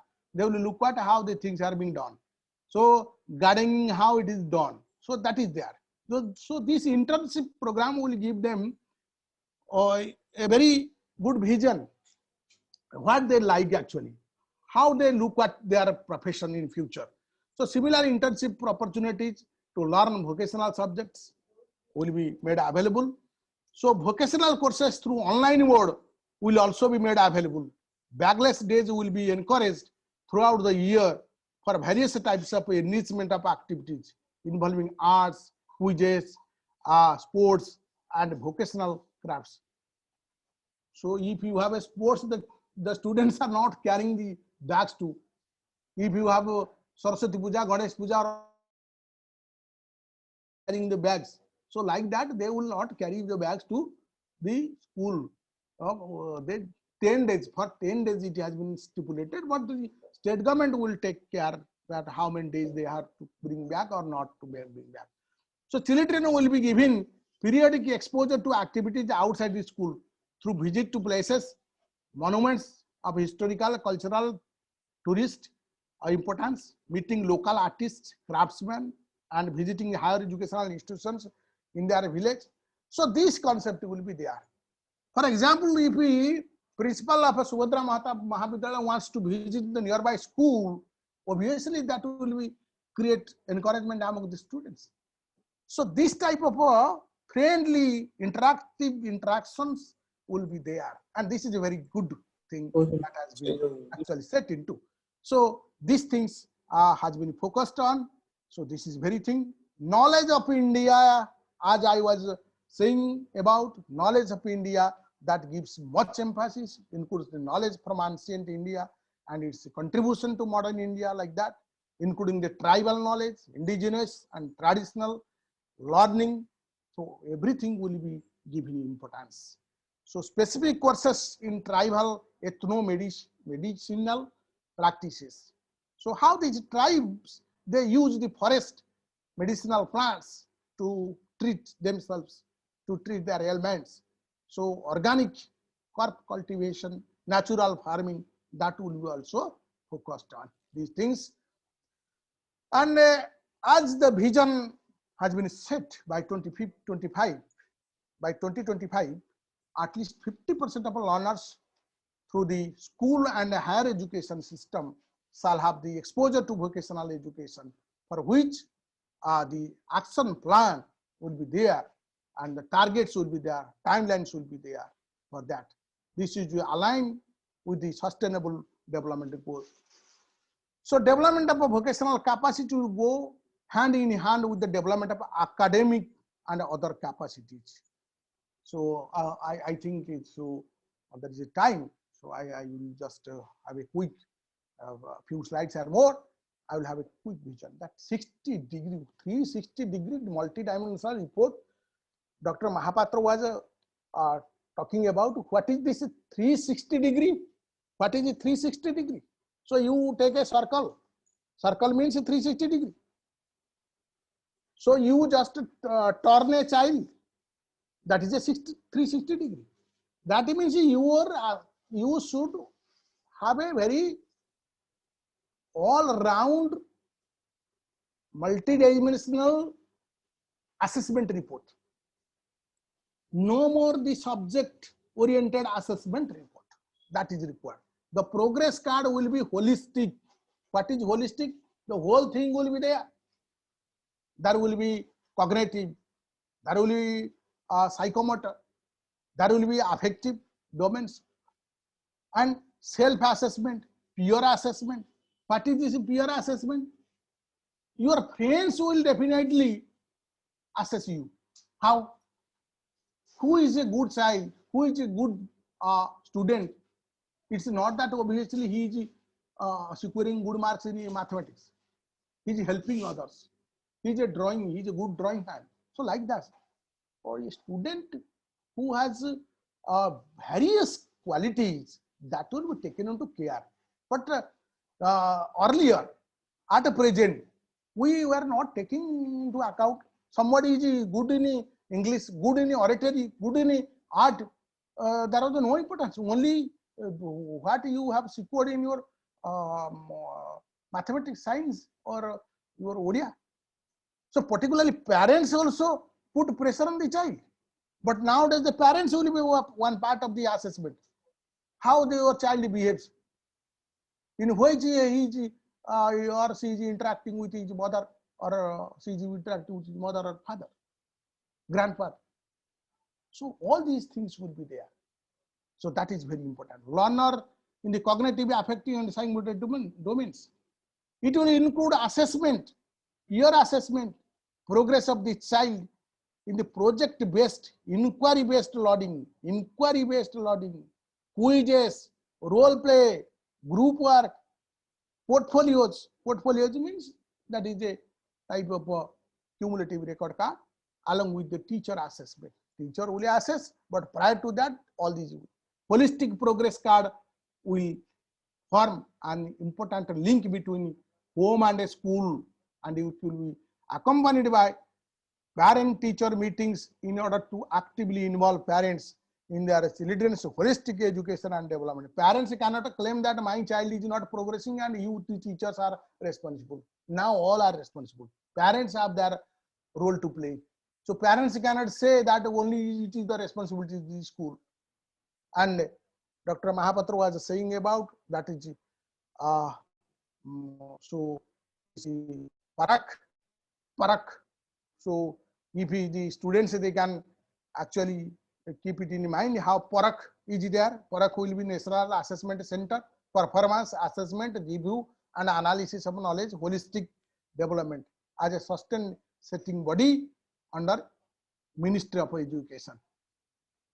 So I will not just focus on all these things, but I will say that National Achievement Survey, as I was talking about, that State Achievement Survey will be there, monitoring the achievement in a practical way.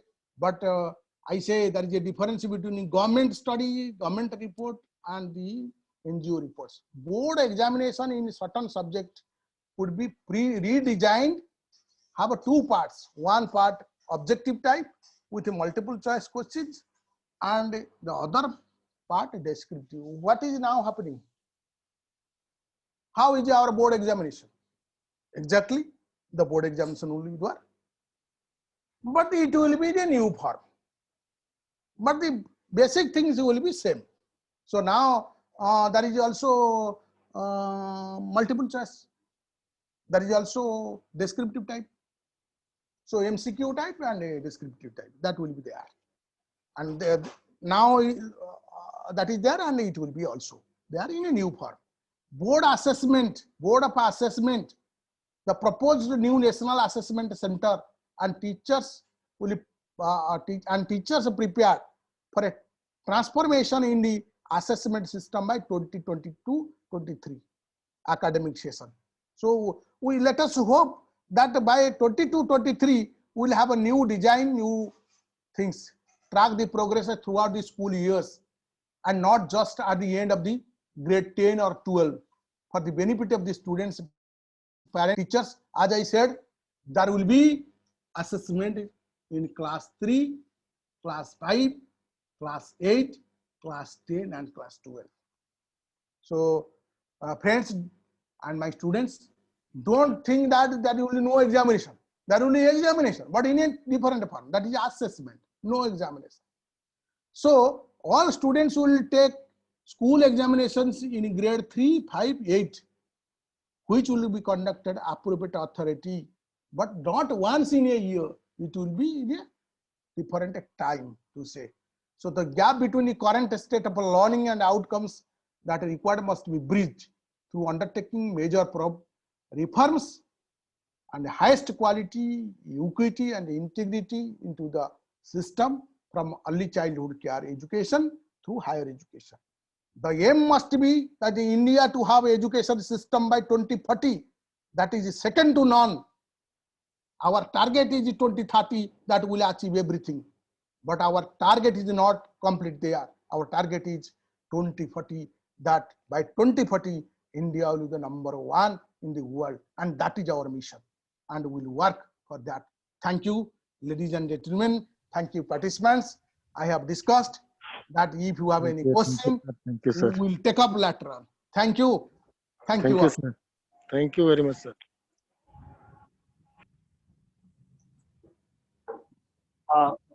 Sir, can I have a question? No. After There is a question and session. Sorry to say, sir. Okay. Thank you, sir. It has been indeed enlightening for all of us. Many of our participants have been posting comments in the chat box for your brilliant talk today. Thank you once again for your brilliant presentation, sir. Now, without wasting your time, valuable time, I will be inviting our last speaker of this session, Dr. Robinarayan Sahu, former reader in education, PN Autonomous College, Khurda. I would like to present a brief introduction about him. Professor Robinarayan Sahu,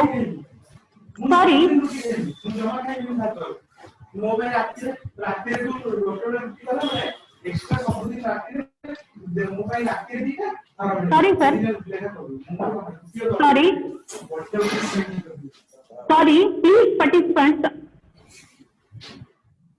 Yes, am I audible?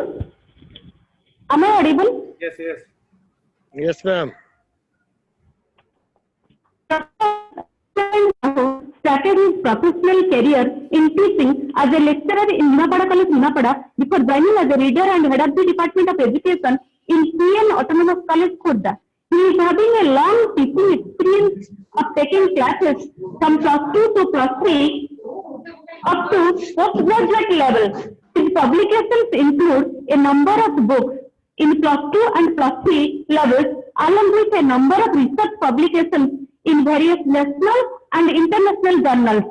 He is an active member in Tika Foundation of Odisha, a premier education organization working in the field of education by publishing journals and conducting seminars and workshops. Now I request Dr. Sahu to deliver his talk. Over to you, sir.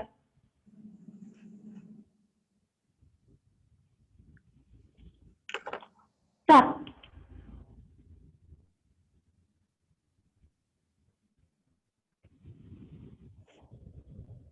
Start. Am I audible? Yes, yes. Am I audible? Yes, Sir. yes, madam. Dr. Rabindranath Sahu, sir. Yes, yes, madam. Namaskar, madam. Namaskar. Am I audible, Sir, madam? pranam. Pranam, pranam. Yes, yes, sir. Yes. Yes, sir. Thank you, all of you, that you have invited me to Sir, switch on your say video. something in Sir, this sir, national. your video is up. Sir, your video is up. You are not Okay. visible to us, sir. Okay.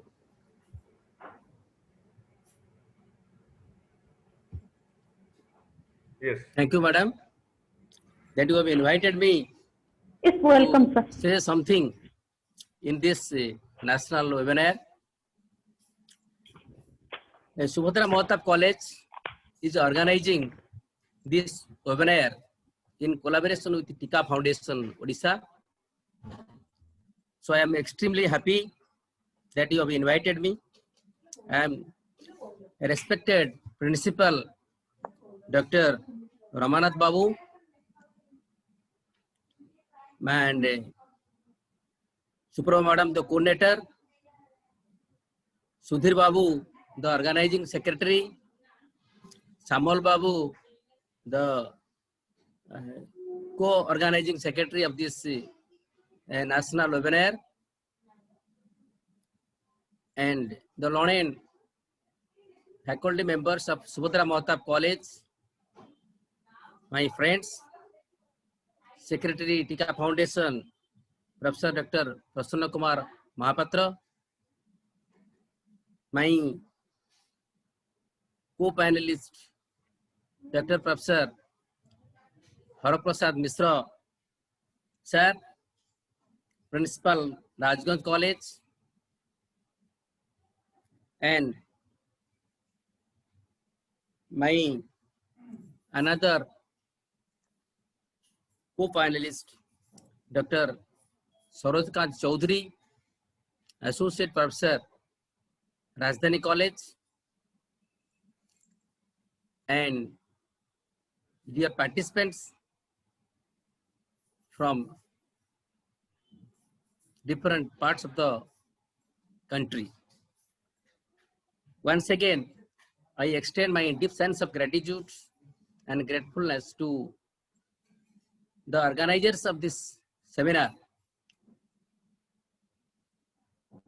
the principal and faculty members of SUBHADRA MAHTAB College,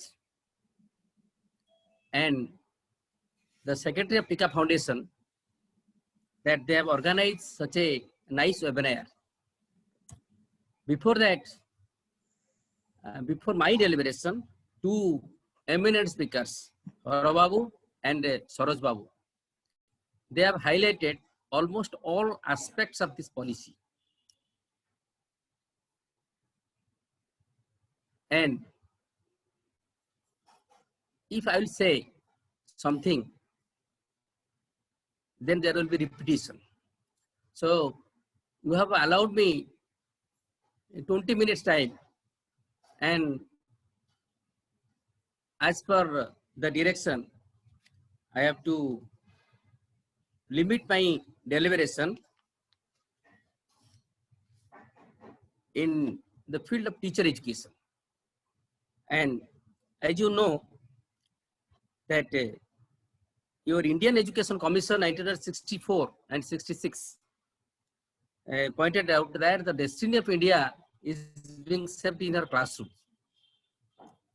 So the policy, new policy 2020, has most of the speakers, they have told that this is the third policy and first policy of this century. So to say, after 34 years, we are having this education policy. And you know that India is going to be a superpower in the modern world because of two reasons. One is because of its vast human resources, and the another is its natural wealth. So that's why it is very crucial to manage the manpower. So manpower management is the real challenge before the nation. So how to manage the manpower? For that reason,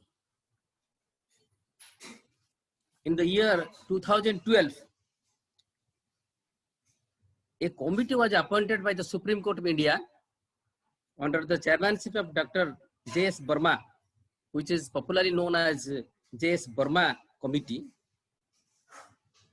to review and to recommend regarding the quality of our teacher education institutions. And after thorough review,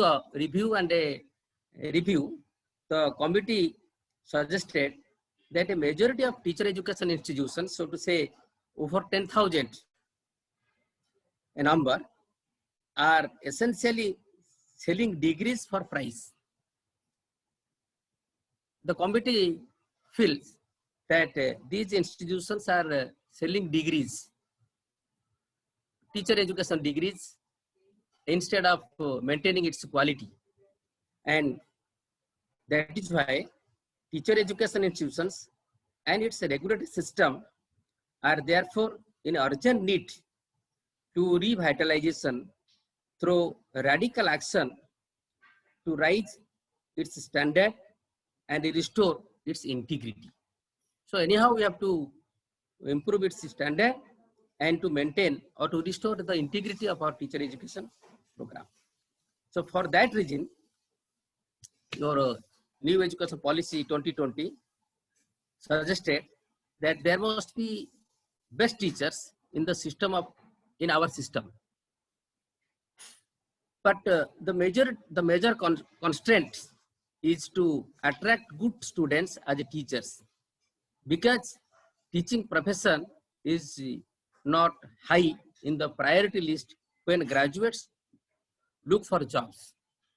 Most of the students, they give a second choice or third choice to become a teacher. Why? Because mere joining in this profession does not count a lot for quality improvement effectively and oriented towards research and training. Nowadays, research is more emphasized as an important dimension for exploring new knowledge. So in our teacher education program, we have to give priority both on pedagogy, teaching, pedagogy and research. So that is why teacher education is vital in creating a school teachers that will save the next generation. The generation will be saved if we will have a good number of quality teachers.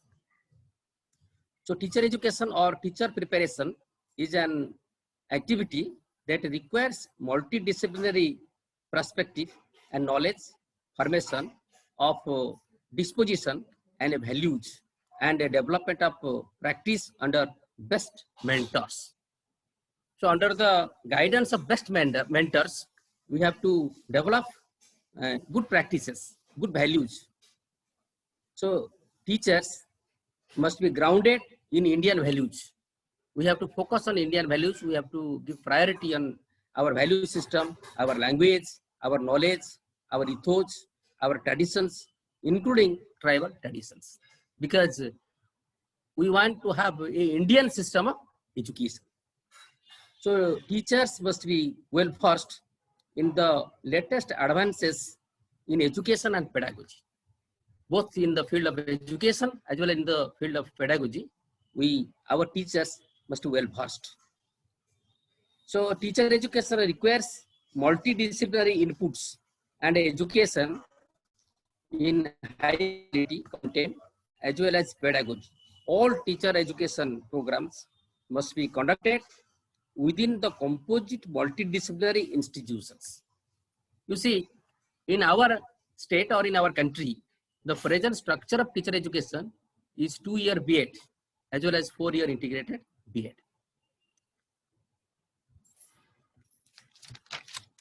So therefore, all multidisciplinary universities and colleges will aim to establish education departments.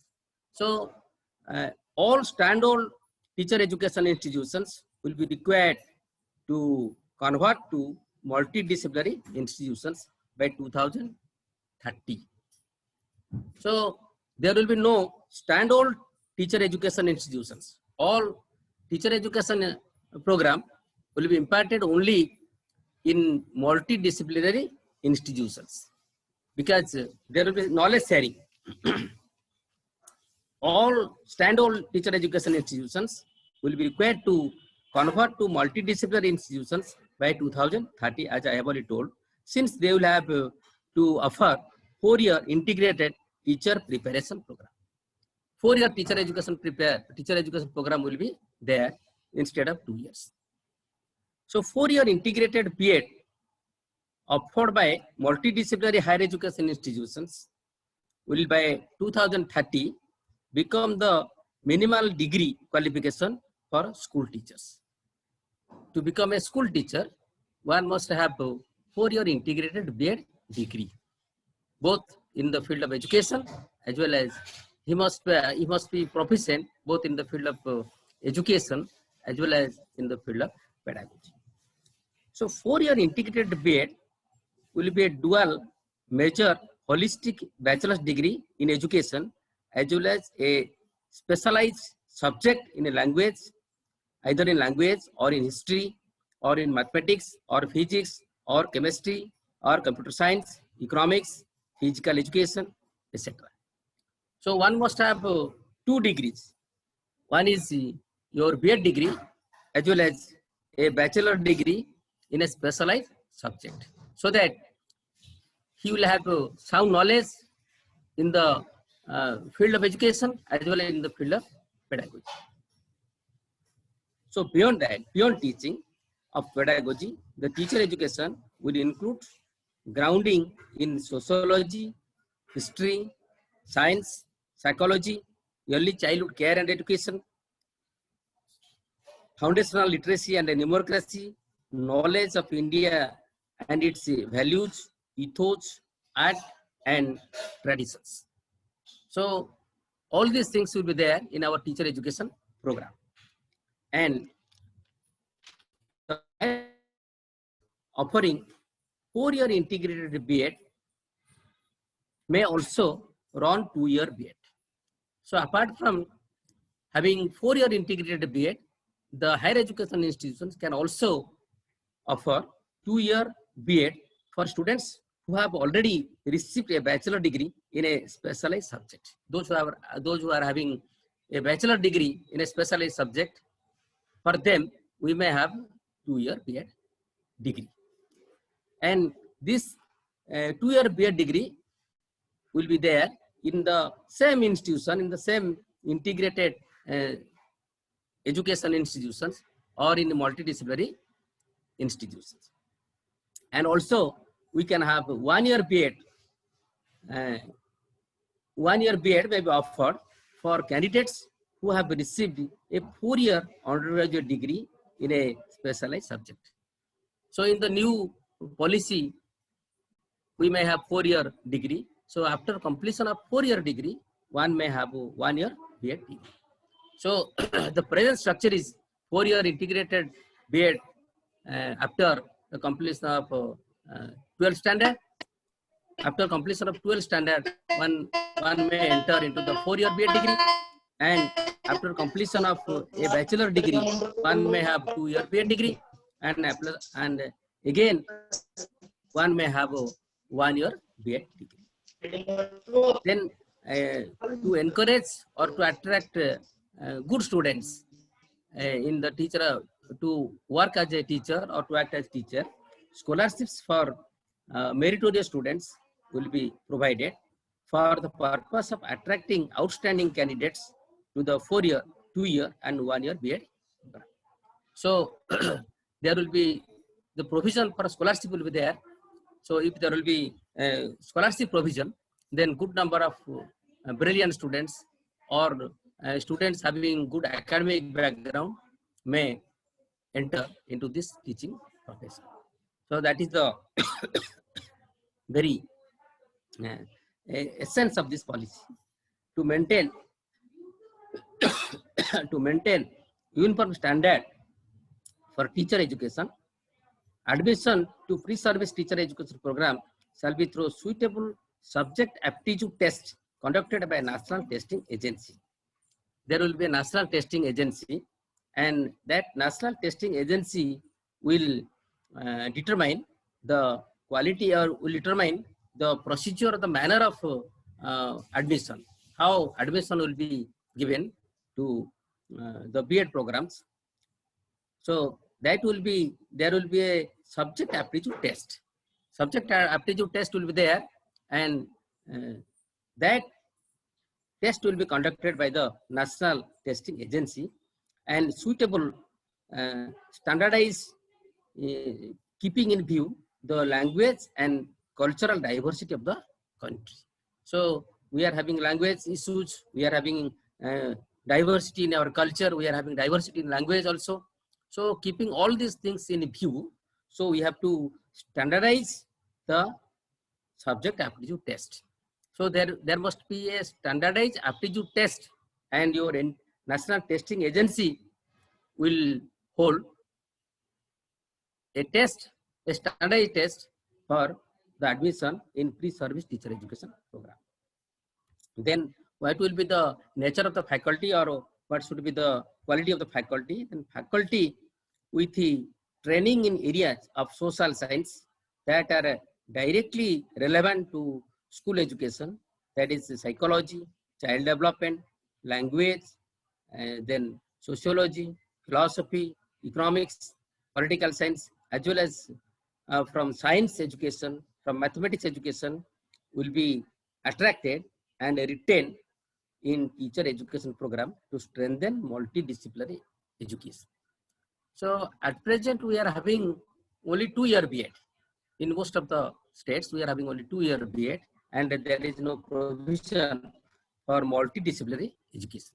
But in the multidisciplinary education, focus will be on the study of different subjects, that is subjects like sociology, philosophy, economics, political science, your science education, mathematics education, etc. And teachers from different backgrounds will be recruited to teach your B.Ed students, or to teach the prospective teachers. Then what will be the nature of a PhD? Then all fresh PhD entrants, irrespective of disciplines, will be required to take credit-based course in teaching, education, pedagogy. So almost all PhD or degree, the PhD scholars, they are required to take credit-based courses, both in teaching, education and pedagogy, and writing related to their chosen PhD subjects during their doctoral program. Why? Because so exposure to pedagogical practices, then designing curriculum, credible evaluation system, communication system, etc. will be ensured, since many research scholars will go on becoming faculty in their chosen discipline. So after completion of their PhD degree, there is every possibility that they may enter into this teaching profession. So for that reason, they must know, or they must have idea about the teaching, they must have the idea about education, and they must have idea about the pedagogical system. So that when they will become teacher, so they will be vibrant teachers. Then the existing or the professional development program for university and college teachers will continue through existing institutional arrangements. So at present, we are having different professional development programs. We are having refresher courses, we are having orientation courses, we are having number of training programs. Number of training programs are being conducted in our teacher education program. So all these programs, all these professional development programs will continue through the existing institutional arrangements. So arrangements will be there. Then the use of technology platform such as Swayam, Diksha for online training of teachers will be encouraged. So especially in this pandemic situation, like in corona period or in other periods, we may have we may have technological platforms. We may use technological platforms like Swayam and Diksha for online training of teachers, and emphasis will be given in such programs. Then again, a national mission for mentoring shall be established. Mentors must be there. Mentoring shall be established with a large pool of outstanding senior as well as retired faculty members who would be willing to provide short and long-term mentoring or professional support to universities and colleges. Quality, to improve the quality in the teacher education program, mentoring will be there.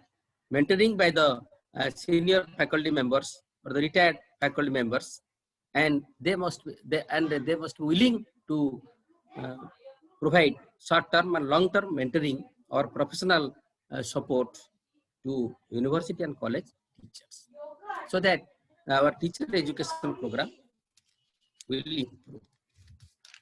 So the present structure of your 4-year B.Ed must be replaced.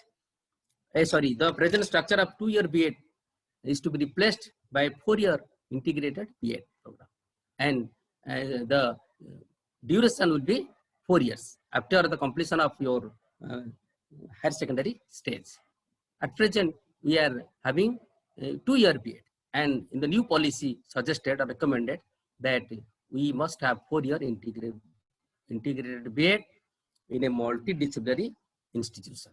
And the standalone institutions that are imparting, the standalone teacher education institutions imparting 2-year B.Ed, either they will perish or they will have multidisciplinary courses, or these institutions will be merged in different universities, different colleges, in multidisciplinary higher education institutions, so that there will be knowledge sharing. And this is all about the teacher education program suggested or recommended by the new education policy. And I think to improve the quality of teacher education, we have to focus on 4-year integrated B.Ed program. So this is all about the teacher education program. So because the major thrust is to prepare quality teachers. So thank you, all of you, that you have given me such a chance to share my views. And as you have given 20 minutes time, so I have tried my best to finish the entire program, my deliberation, within the stipulated time. Thank you, the organizers. Thank you, the principal, and thank you, all of you.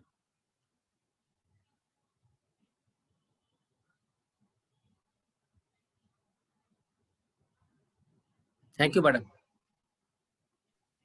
Hello, namaskar to all of you. Thank you, sir, for your informative and interesting talk on teacher training program and professional development program which are included in NEP 2020. Without wasting much of your valuable time, I would like to switch over to our next session, that is question and answer session. Now the session is open for discussion. I request the Hello. participants. Hello, namaskar. Hello, namaskar. Hello, Namaskar. Namaskar. Namaskar. I am Dr. Sunakar Das from Rajdhani College. I have to put the questions. The first question, that how can community participation take place in primary stage, especially for newly school going children? I think the question is for Dr. Chaudhary. Yes, Sir, ma'am. if you are there, you can ask. Yes. So thank you, Dr. Sunakar sir, Sunakar Das. Very good question. That a newcomer, that means a preschool student. So community participation is a father is a member of a community, and there is a structured community participation scheme. But we are not going into detail that, because at the early stage, it is the parental role that they are to send their children to the Anganwadi centers, and Anganwadi workers, they are to actually get the information that who is there and who has not coming to the center. So like that, community participation will be an integral part of education system. In that way, the resources, for example, if you will say that school mapping will be there, that is their concept is there also, that where will be the school, regarding this cluster of schools, regarding the school complex, community has a say. So parent teacher association will be there, PTA, and as you know that without parents assessment, the 360-degree assessment is not complete. So anyway, at the early stage, particularly at the pre-primary stage, at the ECC, so we'll have community participation to some extent, not at a large extent. But we will talk about the other stages, to say middle school, which has important importance, because there is a fun course is introduced. So in that case, we'll have resource persons from community, that carpenters will be invited, and the students will be invited to carpenters workshop. So like this, the community will be a stakeholder, important stakeholder, and by that we can have a niche system of education. So one more question regarding fun course. That can the government, only very short question, can the government provide funds for the fun course throughout country? So Sunakar sir, I do not think that there is no need of funds. We can have fun without funds, because you know that in every village is equipped with that. But if you talk about a township, that is also we have to locate that where is the carpenters. Every time we have a skilled people. So according to our local to say the resources, we can have the vocational elements, vocational aspects, to say carpentry, gardening, pottery. So every village has its own resources. So these resources will be utilized without any fund. So this bagless concept is there, the 10 days bagless. It is because of touring. So bringing the child out of the school and going to the workshop, going to the sites. So by that we can have the fun courses, and there is no need of so much or incurring expenditure for that. So last question, how can 21st century skills be implemented in teaching learning? So very interesting, sir. This is the whole focus. So what is this 21st century skills? 21st century skills like your soft skills, critical thinking, cooperative learning. So all these inquiry, all these what we talk about has been included in our scheme. we are talking about critical thinking, we are talking about cooperative learning, peer assessment, soft skills. That was not in the place. That was not in place of our classroom. But nowadays, we'll focus on that. Somebody who is a good speaker, oratory is there, so we have to promote them. And we will definitely develop critical thinking, critical observation, and cooperative learning. A child is not alone. Child is one unity, one member of one unity. So like that, this will develop teamwork. That will develop patience, tolerance, cooperation. As a social stakeholder, he will have the teamwork and a fellow feeling and a leadership quality. So all these 21st century skills will be developed. And by that, thank you very much. Practices. Okay. I would also like to add, so far as 21st century skills are concerned, now you see that our needs have been changed. For example, the media literacy is required. What to listen, what not to listen, what to see, what not to see. Technology literacy, flexibility is required. Or you can say that communication ability. So these are the technical, the 21st century skills. So we must have mastery over that. So our youths must be empowered with all those 21st century skills. That is the purpose of this National Education Policy 2020. Thank you very much. Sir, can I have a question? Yes, sir. Yes, sir. Yes, sir. Thanks to Dr. Chaudhary for your brilliant response about the question and presentation. And before I asking the question, I convey my regards to Ramanath Babu. Thanks Tika Foundation Secretary Prasanna Babu, Haraprasad Babu for his hospitality particularly, and Rabbai. So my concern is, we Indians are very good in planning the program, but when it comes to the implementation stage, somewhere we degenerate it. For example, in vocational program, presently we are running Bachelor in Vocational Education at Chandikhol College. That is Hospitality and Tourism, 50 seat, Retail Management, 50 seat. It is a UGC funded program. But when we go to the university, they are not giving us affiliation. So whereas other states, Andhra, for example, Karnataka, they have taken 100 of colleges have implementing this program. So we are a federal structure government. UGC is affiliating us, whereas concerned university is to conduct the exam and publish the result. So my question is, if this type of condition happens, how colleges will run the program which is recommended by UGC or central government? Because this is a first type of course we have opened at Chandikhol College, Chandikhol MAHAVIDYALAYA under Utkal University. So the concern is, all other colleges, even ACS colleges has got this chance this time. They are not being allowed to take admission because government is saying you should take permission and we are not going to give permission. So this type of that is the administrative problem is there. So what is your suggestion as far as Orissa is concerned? Because much more concern is given in vocationalization of education or vocational courses. Thank you, sir.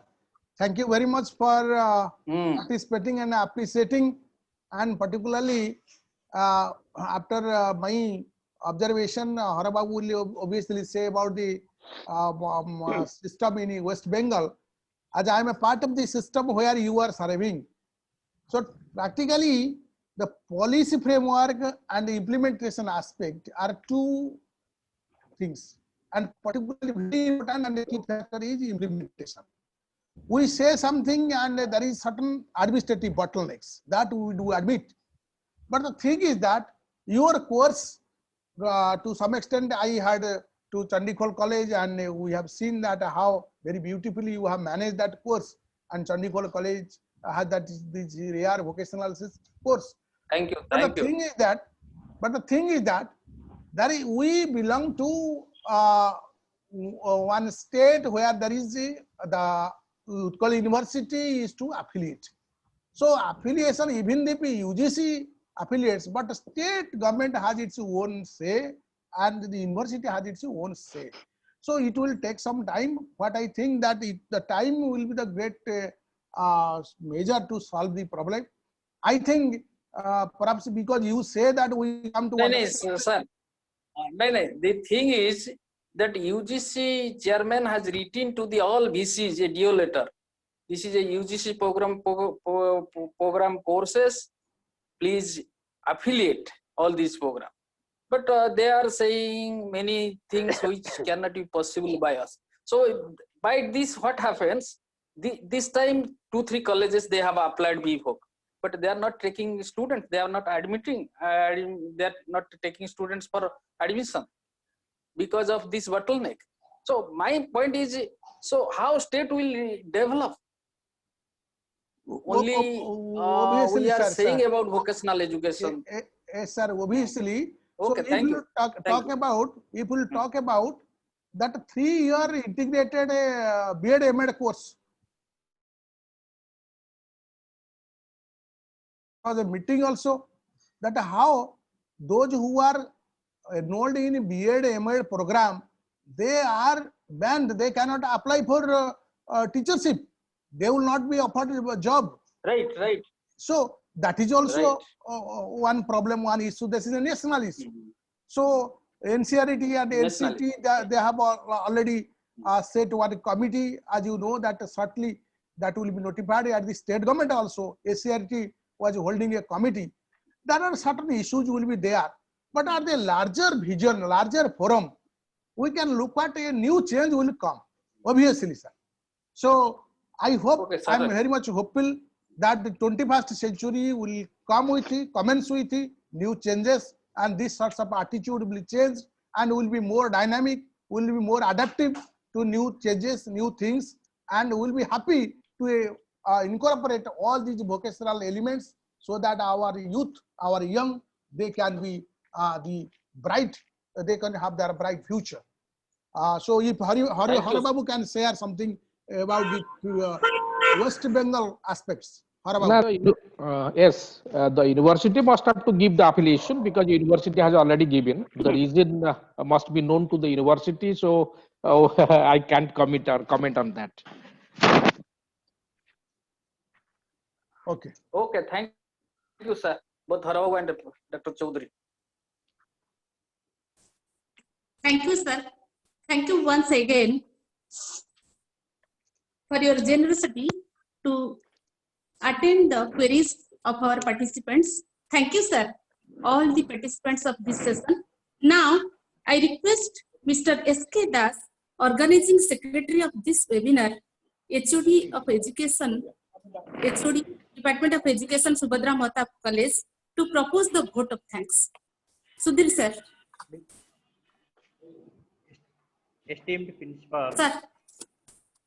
Esteemed Principal, Honorable Research Person, respected Convener and participant, and my dear students, I, Mr. Sudhir Kumar Das, Lecturer in Education, Organizing Secretary of Webinar, SM Mahavidyalaya, extend my most sincere regards to all the speakers who spared time from their busy to grace the occasion with their valuable words. I mention my deepest sense of appreciation and would place on record of my hearty thanks to Dr. Prasanna Kumar Mahapatra sir for his cooperation in this webinar. My special thanks go to the people who have been backbone of the webinar.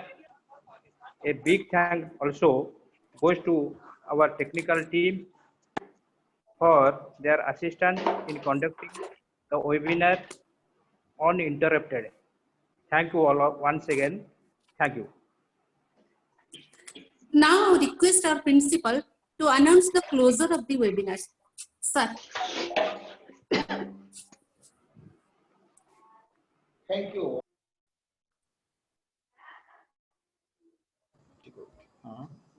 Thank you all. Now the session is over. Thank you all.